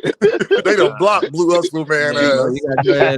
You be capping too much, dog. Lying and shit. Nigga, you better cut it out, nigga. You better cut it out, nigga. Hey, yo, can I go now? Hey, Carl, I want you to call to go. Based on what you say, I may or may not. I might either give you a wrench or I might block you, depending on what you got to say. What you got? Hey, Carl, are you want to go? Blue Hustle, man, you done? Yeah, go ahead. I wanted to bring up a good point. Let me go after Dean, KO. Yeah, you got it, bro. Oh, okay, Vic. I appreciate that, Dean. Vic. Hold on, Dean. When I pop up on your shit, I better see my wrench, nigga. Bro, I got you, bro. I would never let them block you. I don't care if we argue like step cousins. My guy, bro. I don't care about Hey, it's all good, man. because It's Blue all Hustle, man, good. understand this. Other fighters we might be locking step with. I might agree with you 100%. You see what I'm saying? I But already know facts. What you got, Dave? And then I'm gonna go let me to say this. and then I'm I gonna go get back to tired 2 cents. of y'all having revisionist history about this legacy shit. Oh shit. Hey yo, you know I'm a bad boy. I'm a bad boy. Earl Spence and Terence Crawford are considered to be great fighters, correct? Don't answer that question. We all know the answer to that question. I remember both of them refusing to fight another great fighter that we all wanted to see them fight. And the guy's still fighting today. He about to have a championship fight in a couple weeks. Keith One-Time Thurman. I remember Earl and Buzz saying, I will never fight him. Never. Do y'all know what the word never means? I think y'all do. I don't have to go do that. So I hate that y'all get all this revisionist history. That's one. Two great fighters is even worse than Tank and Shakur because two great fighters said they wasn't fighting another great. Facts. Keith Thurman will be in the Hall of Fame too, right with Earl and Bud. He'll be right next to him. Yep. Yes, sir. So yes, sir. I'm going to bring that point up right there. We're going to put that one, put that to the side for a little bit. I know I did this the other day, KO, and you might have not watched my live. And I went through all of the faces of boxing over the last 100 years. And only Tank get treated this way. I could name every face of boxing. They all had somebody that people wanted them to fight. Sugar Ray Leonard and Aaron Pryor. Oscar De La Hoya, he one of the only ones that fought everybody. But the problem with Oscar is he lost a lot of them. We do it. Timothy Bradley, the same guy that be hating on Tank all the time, he ducked Floyd Mayweather Jr. Floyd Mayweather Jr., they wanted Floyd to fight Keith Thurman and Sean Porter and them. Y'all forgot? Remember when he took the Birdo fight and all of that? Remember, they wanted him to fight Keith Thurman and Porter then. They was calling him out. Remember, y'all talk about call-outs and shit. See, my memory, I got the memory of an elephant, my guys. I know it's okay. So can y'all name me an all-time great that had somebody that people didn't want them to fight and it hurt their legacy so much? Sugar Ray Leonard ducked Aaron Pryor on national TV, and he's still one of the all-time greats. Muhammad Ali got way more slack than Tank did. Muhammad Ali. Hold on, y'all. I'm not finished. The point is, Muhammad Ali never got this tag that he don't fight nobody and he ain't done nothing. That's the difference. Was he more hated than Tank? 100%. But one tag that he didn't get was that he didn't fight nobody and all of this stuff. Y'all got to stop with this legacy shit. 20 years later, nobody gives a fuck that Riddick Bowe didn't fight Lennox Lewis. It didn't happen. They both Hall of Famers. It is what it is at that point. People do say that a lot. Okay, but they can say, hold on. Let me land my plane, y'all. They can say whatever. Let the lady get in here, man. Let you go. They can say whatever. What it doesn't stop us from saying, once they retire and become Hall of Famers, is that person was a great fighter, and they are a Hall of Famer. That's legacy. When you retire, they're going to ask, how good was Gervonta Davis? Gervonta Davis was very good, one of the most exciting fighters we have ever seen. That's what they're going to say. He was the face of boxing. I named every face of boxing we had in the last 100 years, and Gervonta is the only one y'all do it to, and that's how I know it's the Tank rules. Yeah, that's not true. That's crazy because they shout out to David with the 5 piece. Y'all let me catch the super chat, bro. Shout out to David with the 5 piece of the super chat. It says the fight haven't been made because Shakur full of shit, like his underwear. Damn, that's tough. Can I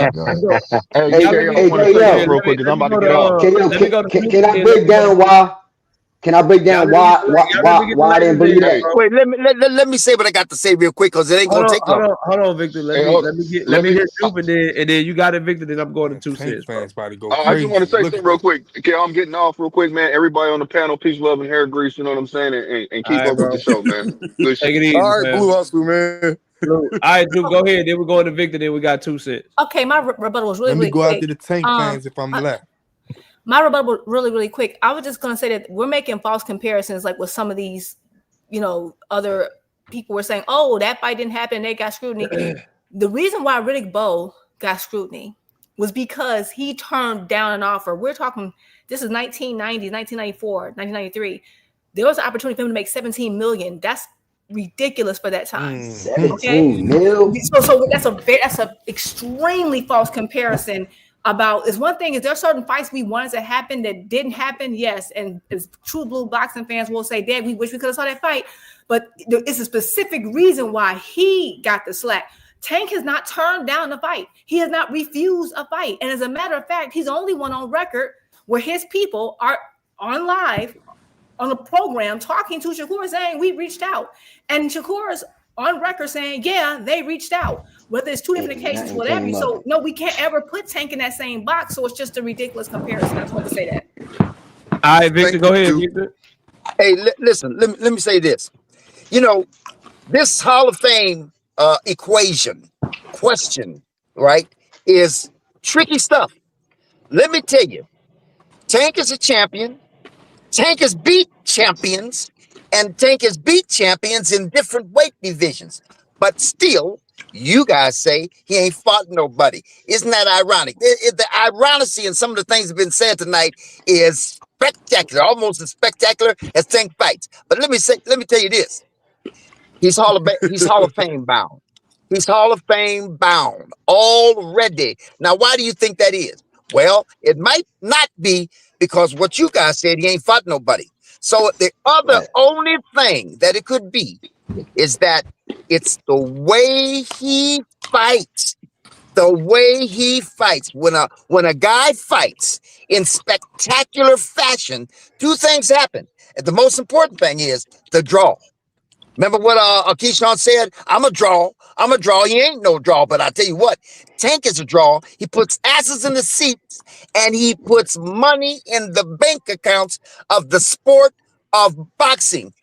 That alone, along with, like I said, the way he fights, puts him in. Now, last but not least, puts him in the Hall of Fame. Last but not least, hey, look here, money.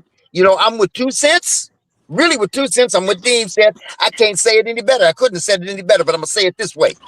You know, how in the hell we going to take a nigga like Tank, who fights the way he fights, who remains undefeated, even with the road shit, and shackle that nigga to your fucking core, who, like you said, is on under fucking cards as we speak. I believe that might not, even if he gets to fight with Till, that might not be a main event. So this nigga's on undercards. So this nigga's on undercards, fighting in another motherfucking country. If he stays over there long enough, it'll be out of sight, out of mind. If he keeps fighting a lot of motherfucking paddlies and shit. And then, who in the fuck is Roach?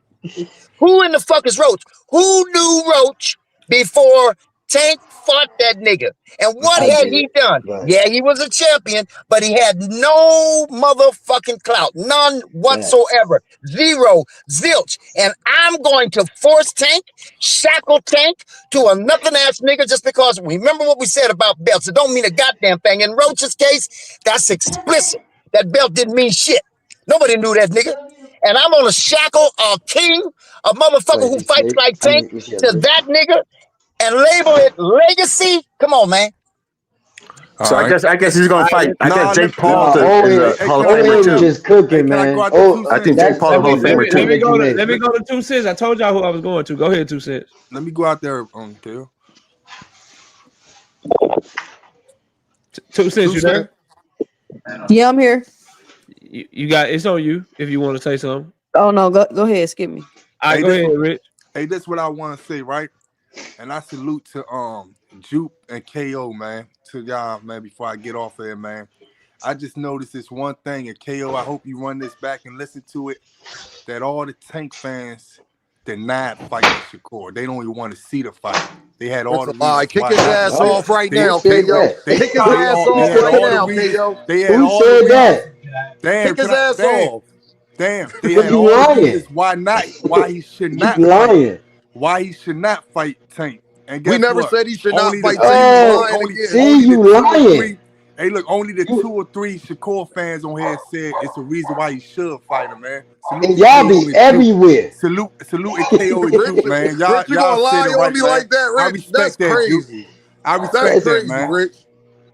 Hey, all right, man. Salute to you. Look, I'm gonna have everybody go off because I'm about to leave. I do want to respond to something that Victor said, and I want everybody in the chat to listen to me and listen to me good because I want to provide y'all some education if I can because I'm about to get off of here. The idea that Tank Davis is not a Hall of Famer is crazy. He is going to make it to the Hall of Fame simply because he is a two-weight world champion. Michael Nunn is in the Hall of Fame. Michael Moore is in the Hall of Fame. Dwight Quahy is in the Hall of Fame. Ricky Hatton is in the Hall of Fame. Ivan Calderon is in the Hall of Fame. Edwin Rosario is in the Hall of Fame. Half of y'all don't even know who some of these people are. And they all made it to the Hall of Fame because they 2 division champions, bro. He's not going to the Hall of Fame because he's famous or because of how he fights. He is going to the Hall of Fame because of what he has accomplished in the sport of boxing. Y'all take that in your pipe and smoke it. But everybody have a great weekend. I'll be dropping the predictions tomorrow. I got to go get some rest. I appreciate everybody coming up. Salute to all of y'all. Everybody have a great weekend. Hopefully I'll be back and better than ever on Monday night at 7:30 p.m. Central Time. We'll see y'all soon. We out of here. Peace, y'all.